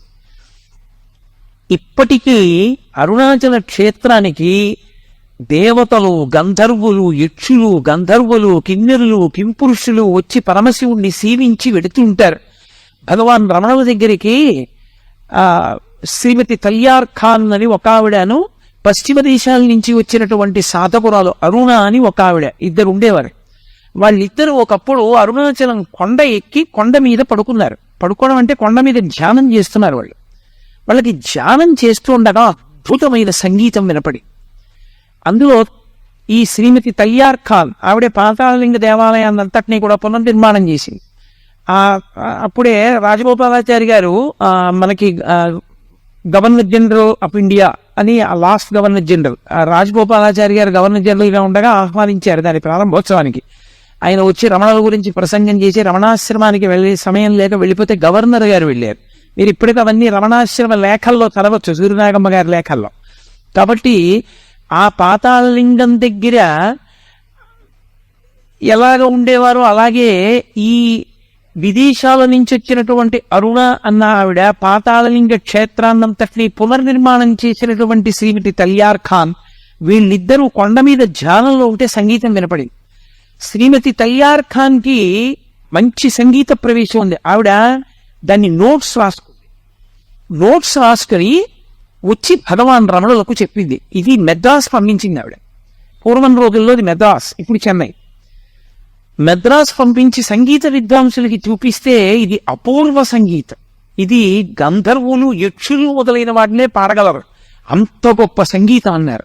ఆవిడ భగవాన్ రమణులకు చెప్పింది, అయ్యా ఇంత గొప్ప సంగీతం నాకు 3 రోజులు వినపడింది అరుణాచల పర్వతం మీద అని. అంటే అప్పుడు భగవానులు ఒక మాట చెప్పారు. ఆది అన్నామలైలో నేను ఉండగా, ఆది అన్నామలై అంటే తూర్పున అరుణాచల దేవాలయం ఉంటుంది, పశ్చిమాన ఆది అన్నామలై ఉంటుంది, అది బ్రహ్మగారు ప్రతిష్ట. ఆది అన్నామలై కొండకి చాలా దగ్గరగా ఉంటుంది గుడి. ఆది అన్నామలైలో నేను ఉండగా నాకు కూడా ఇటువంటి సంగీతము, నృత్యము, వాద్యములు వినపడుతుండేవి అని చెప్పారు. ఆ దక్షిణామూర్తిగా కూర్చునేటటువంటి సిద్ధస్వరూపమైనటువంటి పరమశివుని ముందు ఇప్పటికీ అప్సరోగణములు కూడా వచ్చి నృత్యం చేస్తుంటాయి అని, అవన్నీ వినపడుతుంటాయి అంటారు ఆది అన్నామలై అటువంటి చోట్లకి. ఎన్నో సరోవరములు ఆ దేవాలయం యొక్క పాదాల ఆ కొండ పాదముల దగ్గర ఎన్నో సరోవరములు ఏర్పడి ఉంటాయి. అంత గొప్ప క్షేత్రం అరుణాచల క్షేత్రం.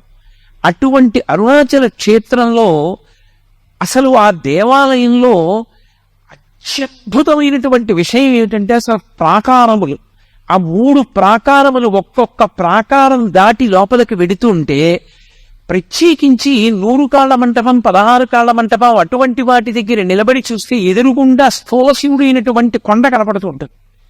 లోపల శివలింగ దర్శనం కూడా చెయ్యవచ్చు. అది కొంచెం తపోదృష్టితో చూసిన వాళ్ళకి లోపల ఉన్నటువంటి సిద్ధ పురుషుణ్ణి కూడా మనసులో కనీసం ధ్యానంలో దర్శనం చేయొచ్చు. అంతటి పరమోత్కృష్టమైన క్షేత్రం అరుణాచల క్షేత్రానికి మాత్రమే చెందినటువంటి గొప్పతనం ఒకటి ఉంది. ఒకానొకప్పుడు పరమశివుడు కైలాస పర్వతం మీద కూర్చుని ఉన్నాడు. కైలాస పర్వతం మీద కూర్చుని ఉండగా పార్వతీదేవి వినోదార్థం వచ్చి ఆయన యొక్క 3 కన్నులు మూసింది, ఇలా చేతులు అడ్డుపెట్టి. 3 కన్నులు అంటే అగ్నిహోత్రము, సూర్యుడు, చంద్రుడు. 3 కన్నులు ఇలా మూసింది ఆయనకి. ఆమెకి తెలియదా? ఆమె సర్వజ్ఞ. ఆవిడికి తెలియకపోవడం ఏమిటి అంటే పరమశివుని అర్ధభాగమైనటువంటి పార్వతీదేవి ఆ పని చేసింది అంటే లోక కళ్యాణకారకమైనటువంటి పని కొరకు చేస్తుంది. ఆవిడ ఇలా చేతులతో మూస్తే పరమశివుడు ఆ చేతులు తీసే లోపల లోకములన్నీ గాఢాంధకారమైపోయాయి. రాత్రింబవళ్ళు తెలియలేదు. రాత్రింబవళ్ళు తెలియకపోతే తిథులు తెలియలేదు. తిథులు తెలియకపోతే యజ్ఞయాగాది క్రతువులు, సంధ్యావందనాలు అన్నీ ఆగిపోయాయి. ధర్మము లుప్తమైపోయి. ఇంత లుప్తమైంది కాబట్టి నువ్వు వినోదార్థం నా కన్నులు మూసినప్పటికీ తత్పాపాన్ని పోగొట్టుకోవడానికి లోకానికి ఒక మార్గదర్శకత్వంగా నువ్వు భూలోకానికి వెళ్ళి తపస్సు చేయవలసింది అన్నాడు పరమశివుడు.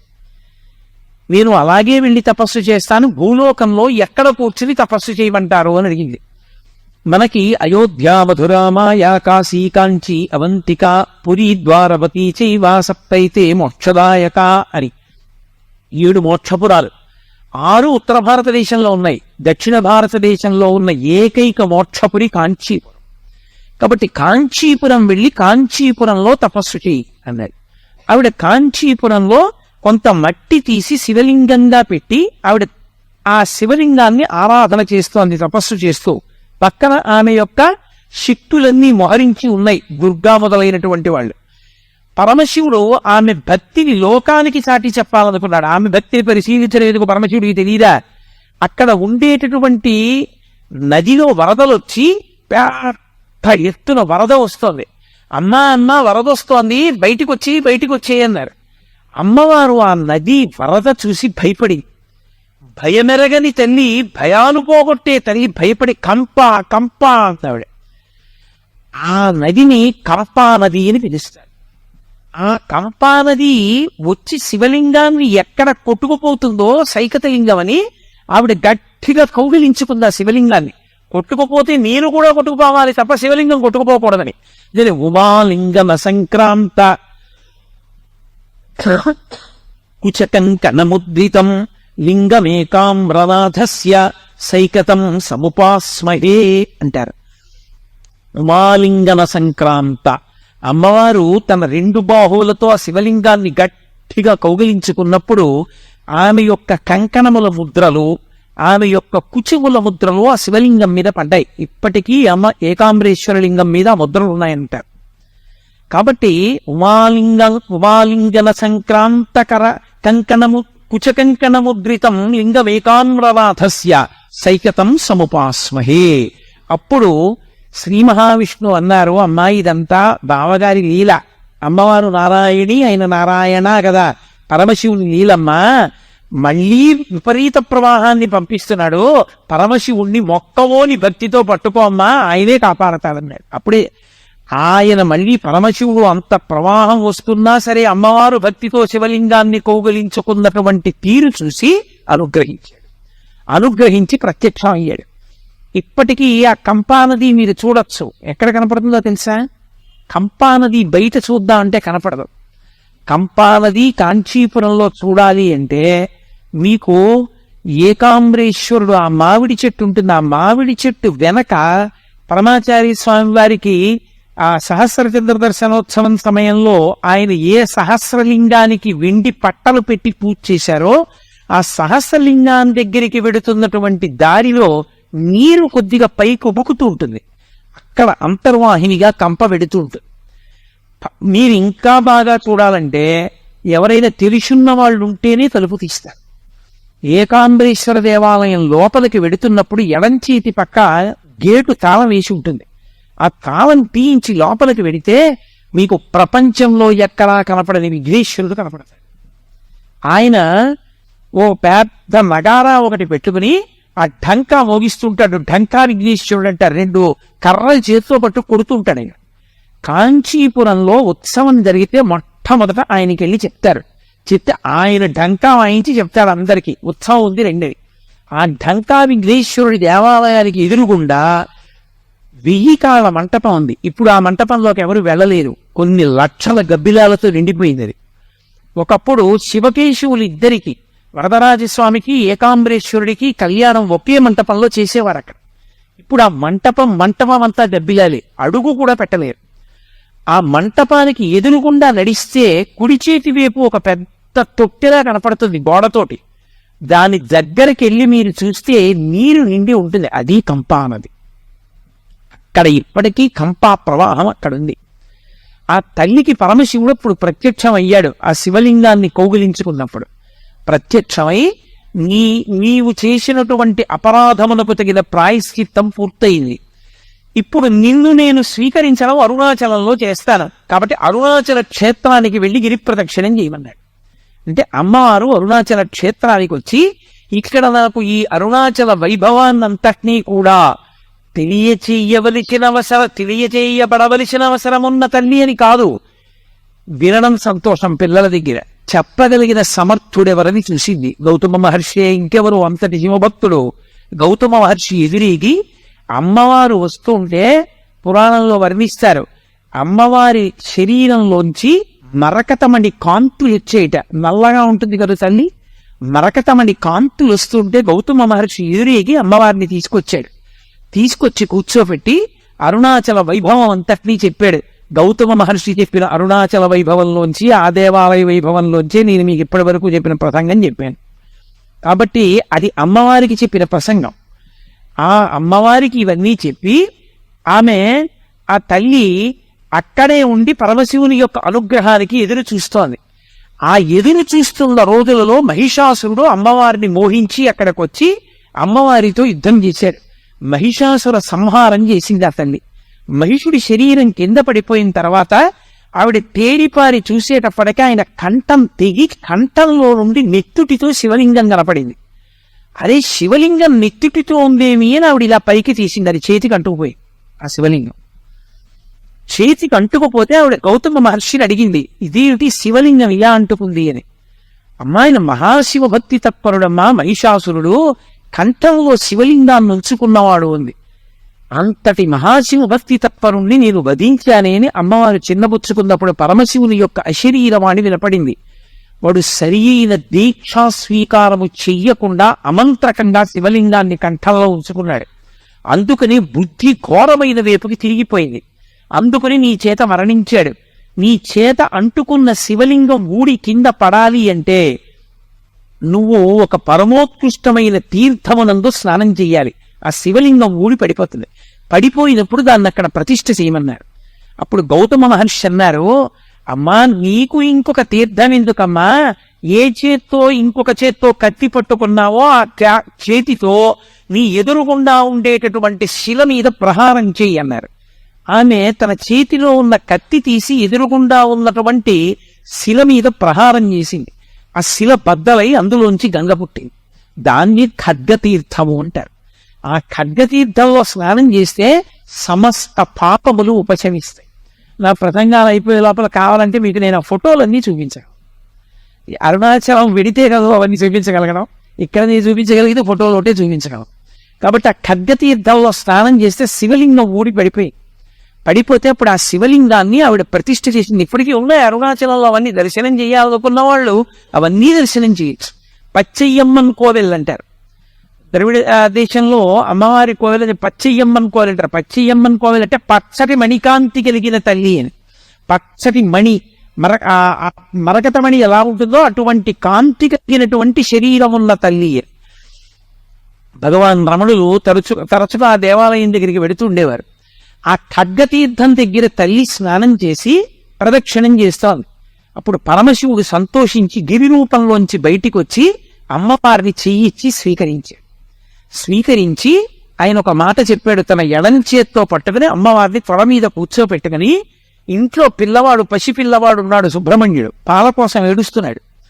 పిల్లవాడు పాల కోసం ఏడుస్తున్నా సరే నన్ను చేరుకోవాలన్న తాపత్రయంలో పాప పరిహారం చేసుకోవడానికి కాంచీపురం వెళ్లి తపస్సు చేసి అరుణాచలం వచ్చి మహిషాసుర సంహారం చేసి ఖడ్గతీర్థాన్ని సృష్టించి అందులో స్నానం చేసి శివలింగ ప్రతిష్ఠ చేసి గిరి ప్రదక్షిణం చేసి నన్ను చేరుకున్నావు కనుక కొడుక్కి కూడా పాలివ్వకుండా భర్త మీద ప్రేమతో ఇంత కష్టపడ్డదానివి కాబట్టి కొడుకు చేత కూడా తాగబడని కుచములున్న తల్లివి కాబట్టి అపిత కుచాంబ అన్న పేరుతో నన్ను చేరు అని పిలిచాడు. అందుకని అమ్మవారికి అరుణాచల క్షేత్రంలో ఉన్న తల్లికి అపిత కుచాంబ అని పేరు, అందుకొచ్చింది ఆ పేరు. తాత్వికంగా చూస్తే అమ్మవారి పాలు తాగిన వాడికి శివజ్ఞానం వస్తుంది, అందరికీ దొరికేది కాదు అని చెప్పడానికి. కాబట్టి అపిత కుచాంబ అన్న పేరు ఆయన ఇచ్చి అమ్మవారి చేతి వంక చూశాడు. పార్వతి, ఏమిటి నీ చేతిలో ఉన్న సౌగంధికా పుష్పము అని అడిగాడు. అంటే తల్లి అంది, నేను కైలాసం నుంచి బయలుదేరి కాంచీపురం చేరేటప్పుడు మిమ్మల్ని ఆరాధించడానికి మానస సరోవరంలో వాడిపోనటువంటి ఒక కలవ పువ్వు అత్యంత సుగంధభరితమైన దాన్ని పట్టుకుని బయలుదేరాను. దానితోనే పూజ చేశాను. ఆ పుష్పమే నా చేతిలో ఉంది, దాని సుగంధమే ఈ సుగంధం అని. అందుకే అమ్మవారి చేతిలో పువ్వు. ఆ తల్లి పరమశివుణ్ణి అడిగింది, ఏమి నీ దగ్గర ఇంత సువాసన వస్తోంది, ఇంత గొప్ప సువాసన చాలా అద్భుతంగా ఉంది అంటే పరమశివుడు అన్నాడు, నా పేరే సుగంధి, సుగంధిం పుష్టివర్ధనం అని కదా. కానీ పార్వతి, అసలు ఇంత సుగంధం రావడానికి కారణం చెప్తాను చూడు. పూర్వం ఒక దైత్యుడు నా గురించి తపస్సు చేశాడు. అతను తపస్సు చేసి చేసి చేసి చేసి నా కోసం అలవటించాడు. నేను ఆయనకి ప్రత్యక్షం అయ్యాను. పులక ఏం కావాలని అడిగాను. ఆయన పేరు పులకుడు, ఆ దైత్యుడి పేరు. పులక నీకేం కావాలని అడిగాను. ఆయన అన్నాడు, ప్రపంచంలో ఎవరికీ లేనంత సుగంధం నా శరీరంలోంచి సహజంగా రావాలి, అటువంటి సుగంధం నా శరీరం నుంచి వచ్చేటట్టుగా నన్ను అనుగ్రహించన్నాడు. అప్పుడు నేను బాగా ఆలోచించి ఆయన్ని పునుగు పిల్లిగా మార్చాను. అది మొదటి పునుగు పిల్లి సృష్టిలో. ఆ పునుగు పిల్లి శరీరం వచ్చి పునుగు వస్తుంది. ఆ పునుగు వాసనకి దేవతాకాంతలు కూడా ఆకర్షింపబడి పిల్లి వెంట పరిగెత్తారు. అప్పుడు దేవతలందరూ నా దగ్గరికి వచ్చి, అయ్యా మీరు పులకుణ్ణి పునుగు పిల్లిగా మార్చారు, పునుగు పిల్లి యొక్క పునుగు సువాసనకి మా భార్యలందరూ ఆ పిల్లి వెంట పరిగెడుతున్నారు, కాబట్టి మీరు అనుగ్రహించి ఆ దైత్యుడి శరీరం పడిపోయేటట్టుగా చేసి మా భార్యల్ని మాకు ఇప్పించండి అన్నారు. నేను పులకుణ్ణి పిలిచాను. పులకా, నీ శరీరం వదిలిపెట్టేసేయి, దేవతాకాంతలు నీ వెంట పడుతున్నారట, దేవతలు బాధపడుతున్నారన్నారు. అంటే ఆయన అన్నాడు, అలాగే వదిలిపెట్టేస్తాను నా శరీరం, కానీ ఒక వరం ఇవ్వండి, నా వంశంలో పుట్టేవన్నీ పునుగు పిల్లులు అవ్వాలి. సాధారణంగా మా వంశంలో పుట్టినటువంటి ఆ ప్రతి మృగం యొక్క పునుగు మీకు చేరాలి. అది మీరు అవదుకున్నప్పుడు మీ యందు శృంగార భావన కలగాలి. మీరు అమ్మవారితో కలిసి పరమ సంతోషంగా ఉల్లాసంగా భక్తజనులందరినీ ఆనందంగా చూడాలి, వాళ్ళ కోరికలు ఈడేర్చాలి, నన్ను అనుగ్రహించమని అడిగాడు.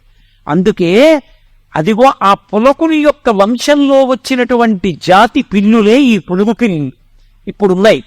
ఆ పులకుడి శరీరం వదిలిపెట్టేటప్పుడు అతని శరీరంలో ఉన్న పులుగు నాకు అలదాడు.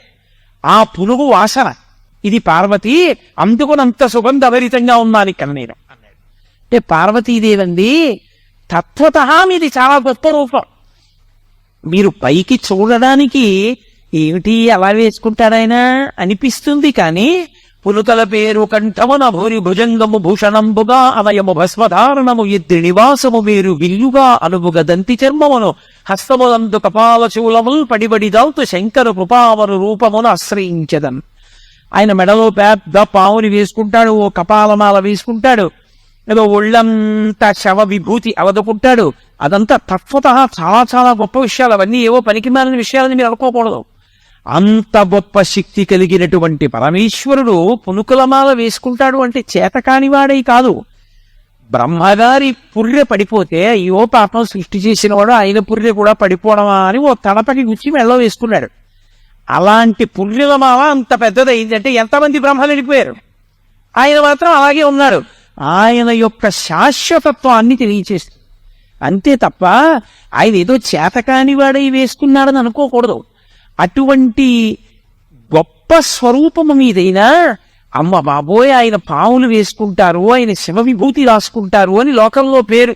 కాబట్టి ఒక్క అరుణాచల క్షేత్రంలో మాత్రం మీరు అలా ఉండకుండా పరమమంగళ స్వరూపంతో ఉండాలి. ఎంత పరమమంగళ స్వరూపం! లింగ పురాణంలో చెప్తారు, అప్రాకృత శరీరం తం అతిమన్మథరూపిణం ఘృతరీతి ఘనీభూతం సచ్చిదానంద విగ్రహం అని. పేరుకున్న నెయ్యి ఎంత బాగుంటుందో అలా ఆ పరమశివ స్వరూపం అంత వైభవోపేతంగా ఉంటుంది. అంత మంగళప్రదుడైనటువంటి స్వరూపంతో ఉండాలి. నీ ఆజ్ఞ పాటించి అష్టదిక్పాలకులు కూడా నీ చుట్టూ నిన్ను సేవిస్తూ ఉండాలి. సేవిస్తూ ఎవరెవరు నీ దర్శనానికి వచ్చారో, ఎవరెవరు నీకు నమస్కరించారో వాళ్ళందరూ కూడా అనుగ్రహింపబడాలి. వాళ్లకున్నటువంటి దురితములన్నీ పోవాలి. పరమమంగళ స్వరూపంతో వెయ్యాలి.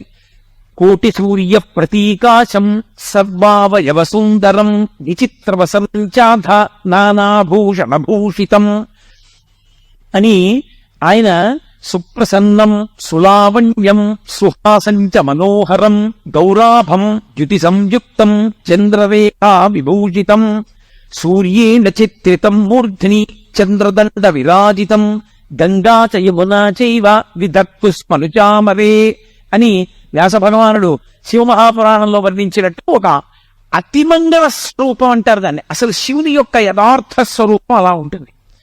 అందులో ఆయన అలా ఉన్నప్పుడు కోటి సూర్య ప్రతీకాశం, కోటి సూర్యులు ఒక్కసారి ఉదయిస్తే ఎంత కాంతి ఉంటుందో అంత గొప్ప కాంతితో నువ్వు వెలియాలి.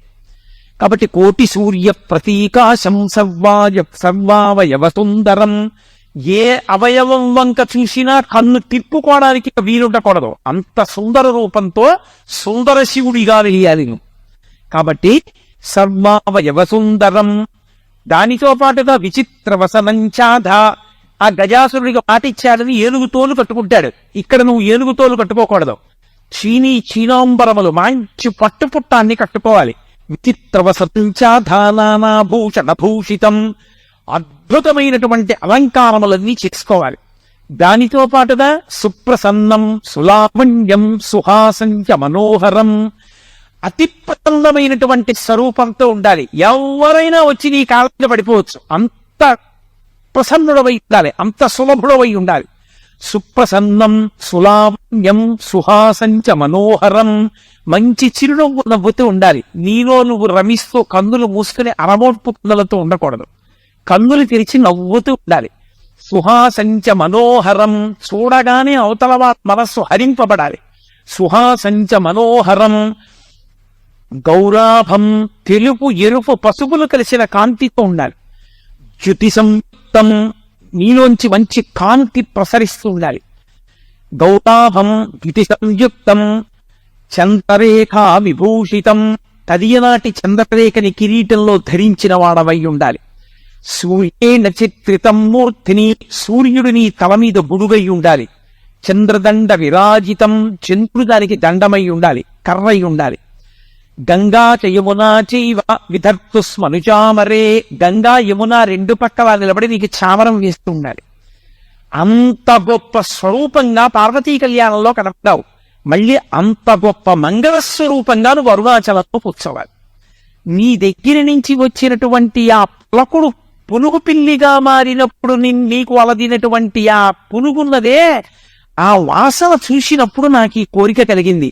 కాబట్టి అరుణాచలంలో నువ్వు అంత పరమమంగళ స్వరూపంతో వెలియాలని కోరుకుంది. అందుకే పసిపిల్లల దగ్గర నుండి పెద్దవాళ్ల వరకు అందరికీ అందుబాటులో ఉన్న స్వామి.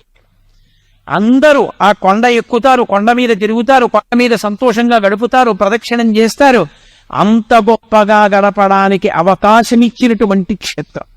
ఆ అగ్నిస్వరూపమే పార్వతి అని పేరు సుబ్రహ్మణ్యుడికి. అందుకే సుబ్రహ్మణ్యుడికి కూడా ఆలవాలమైనటువంటి క్షేత్రం అరుణాచల క్షేత్రం. శివ శివ శివ అంటే పార్వతీదేవి, శివ అంటే శివుడు. శివుడు పార్వతుల యొక్క సమాగమ స్వరూపానికి సరైనటువంటి నిర్వచనమే సుబ్రహ్మణ్యుడు. అటువంటి సుబ్రహ్మణ్య తేజస్సుకి ఆవాలమైన క్షేత్రం కాబట్టే సుబ్రహ్మణ్యావతారంగా భగవాన్ రమణులు అక్కడ వెలిశారు, అక్కడే ఉన్నారు చాలా కాలం. కాబట్టి అటువంటి క్షేత్రంలో ఒక విశేషం జరిగింది కూడా.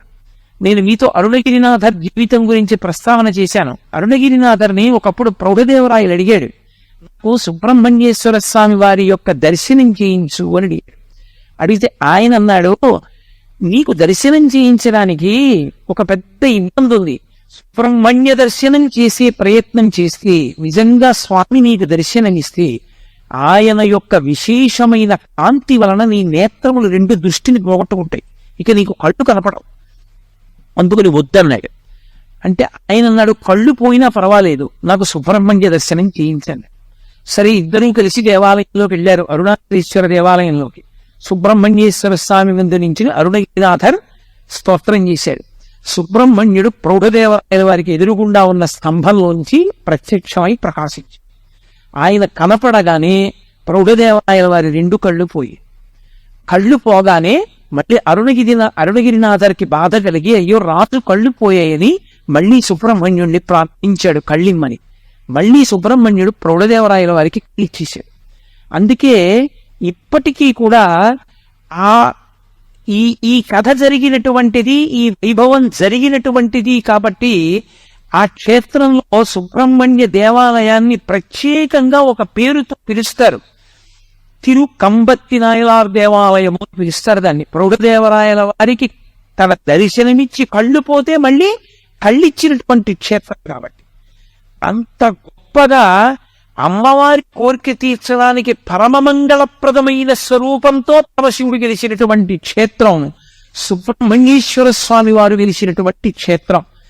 ఆ క్షేత్రంలో మీతో నేను భళ్ళాల మహారాజు గారికి పరమేశ్వరుడు ఎంత అనుగ్రహాన్ని కురిపించాడో మనవి చేశాను. ఆ తరుపతి కాలంలో, ఈ మధ్య కాలంలో జరిగినటువంటి సంఘటనగా చెప్తారు పెద్దలు. ఒక గొప్ప ఐశ్వర్యవంతురాలు ఒంటి నిండా నగలు పెట్టుకుని తిరువణ్ణామలై అంటారు అరుణాచలాన్ని. తిరువణ్ణామలైలో ఒక పెళ్లికి వెళ్ళడం కోసమని రైల్వే స్టేషన్ లో దిగింది. చీకటి పడిపోయింది అప్పటికే రాత్రి. ఆమె ఒక జట్కా మాట్లాడుకుని ఆ చిరునామా చెప్పి నన్ను ఇంటికి తీసుకెళ్ళమని అడిగింది. ఆ జట్కా బండి వాడు ఈమె ఎక్కినటువంటి బండిని అరుణాచలం అరణ్యం ఆ కొండ మొదట్లోకి తీసుకుపోతున్నాడు. ఆవిడికి అర్థమైంది, నన్ను దోచుకోవడానికి తీసుకెళ్తున్నాడు. ఆమె గట్టిగా అరిచింది, ఎక్కడికి తీసుకెళ్తున్నాను, నోరు పోయి నోరు ఎత్తే చంపేస్తానని.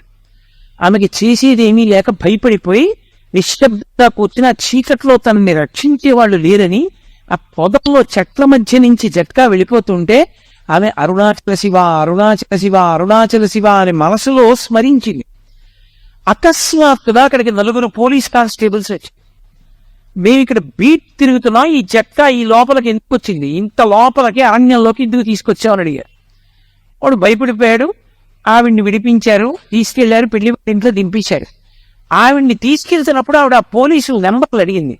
నెంబర్లు అడిగి వాళ్ళ ఇంటికి వెళ్ళి పెళ్లి అయిపోయిన తర్వాత, నేను అంత కష్టంలో ఉంటే నా ఒంటి మీద అన్ని నగలున్నా వాళ్ళు నన్ను సురక్షితంగా తెచ్చేశారు, కాబట్టి ఆ 4 పోలీసులకి మీరు ఏదైనా క్యాష్ ఇవ్వవలసింది అని ఆ పోలీసు నెంబర్స్ ఇస్తూ ఆవిడ కొంత పైకాన్ని కూడా ప్రభుత్వానికి పంపితే, అసలు తమిళనాడు గవర్నమెంట్ సర్వీస్ లో ఆ నెంబర్లతో ఉన్న పోలీసులు లేరు అని తెలిసి, అరుణాచలేశ్వరుడే ఆ తల్లిని ఆ రూపంతో ఆదుకున్నాడు.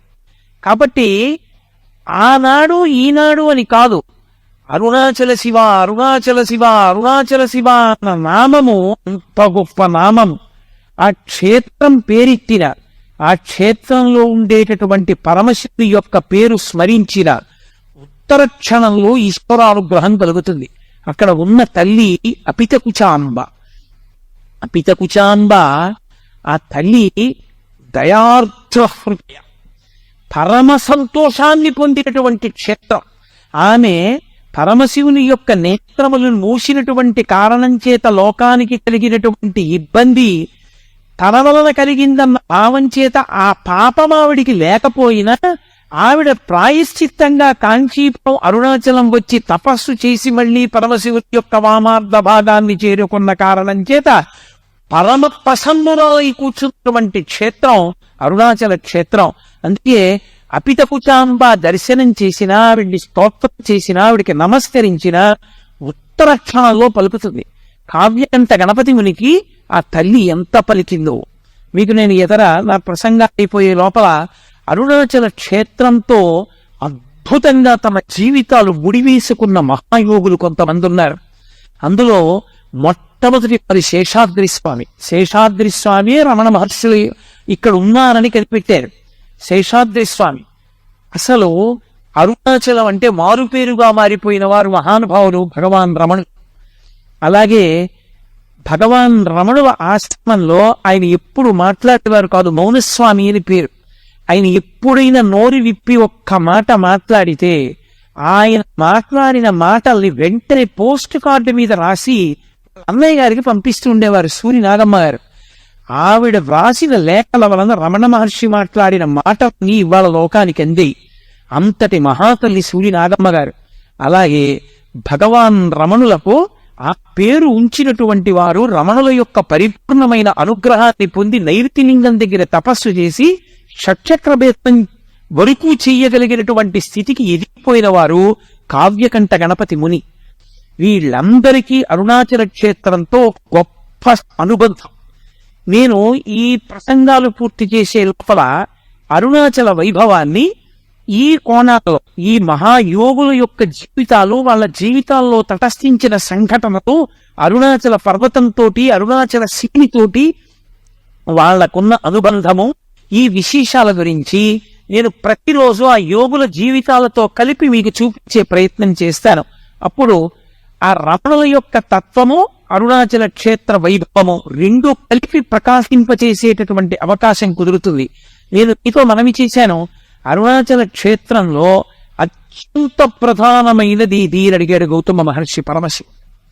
ఇక్కడ నేను చాలా తొందరగా ప్రీతి చెందేది దేనికో తెలుసా? ప్రదక్షిణము చేత అని చెప్పాడు శివుడు. ఇక్కడ ప్రదక్షిణం చేస్తే అసలు దాని వలన వచ్చేటటువంటి ఫలితాన్ని చెప్పడం సాధ్యం కాదు. అది ఎంత ఫలవంతమో రేపు మీకు చూపిస్తాను. అరుణాచల గిరి ప్రదక్షిణం అంత గొప్పది. కామకోటి పీఠాధిపతులైన పరమాచార్య స్వామి తరచుగా చెప్తుండేవారు, వెళ్ళి అరుణాచలానికి ప్రదక్షిణం చెయ్యండి అంటుండేవారు. ఏదో ఒళ్ళు పెద్దదైపోయింది, బరువు ఎక్కువైపోయింది, ఏం చేయమంటారని అడిగితే ఒక ఆయన అరుణాచలంలో 15 రోజులు రోజు గిరి ప్రదక్షిణం చెయ్యి, ఆరోగ్యానికి ఆరోగ్యం కుదురుతుంది, బరువు తగ్గుతుంది, ఈశ్వరానుగ్రహం కలుగుతుందని చెప్తుండేవారు. అంత గొప్పది గిరి ప్రదక్షిణం. రెండవది అరుణాచల జ్యోతి. అరుణాచల జ్యోతి అంత గొప్పది. ప్రత్యేకంగా అదే ఒక గొప్ప జ్యోతి, కొండ జ్యోతి. ఇప్పటికీ కొంతమందికి అరుణాచల శివలింగం దర్శనం చేస్తున్నప్పుడు కూర్చున్న భగవాన్ రమణులు కనపడుతుంటారు. ఇప్పటికీ ఎందరో పెద్దలు అరుణాచల పర్వతంలో జ్యోతులను దర్శనం చేసిన వాళ్ళు, జ్యోతులు వెడుతుండగా చూసిన వాళ్ళు, జ్యోతులు పైకి లేస్తుండగా చూసిన వాళ్ళు, కొండనంతటి ఒక జ్యోతిగా దర్శనం చేసిన వాళ్ళు ఎందరో. అంత గొప్ప క్షేత్రం. అందుకే రేపు ద్వాదశి శుభదినం గనక రేపటి రోజు మాత్రం అరుణాచల గిరి ప్రదక్షిణం గురించి, అరుణాచలంలో జరిగేటటువంటి కార్తీక జ్యోతి ఉత్సవం గురించి, అసలు ఆ జ్యోతి, ఆ వైభవం అది ఎన్ని రోజులు జరుగుతుంది, దాని వైభవం ఏమిటి అన్న విషయాల గురించి రేపటి రోజున ప్రస్తావన చేస్తాను. ఇవాళకి నా ఉపన్యాసాన్ని ఇక్కడతో పూర్తి చేస్తున్నాను.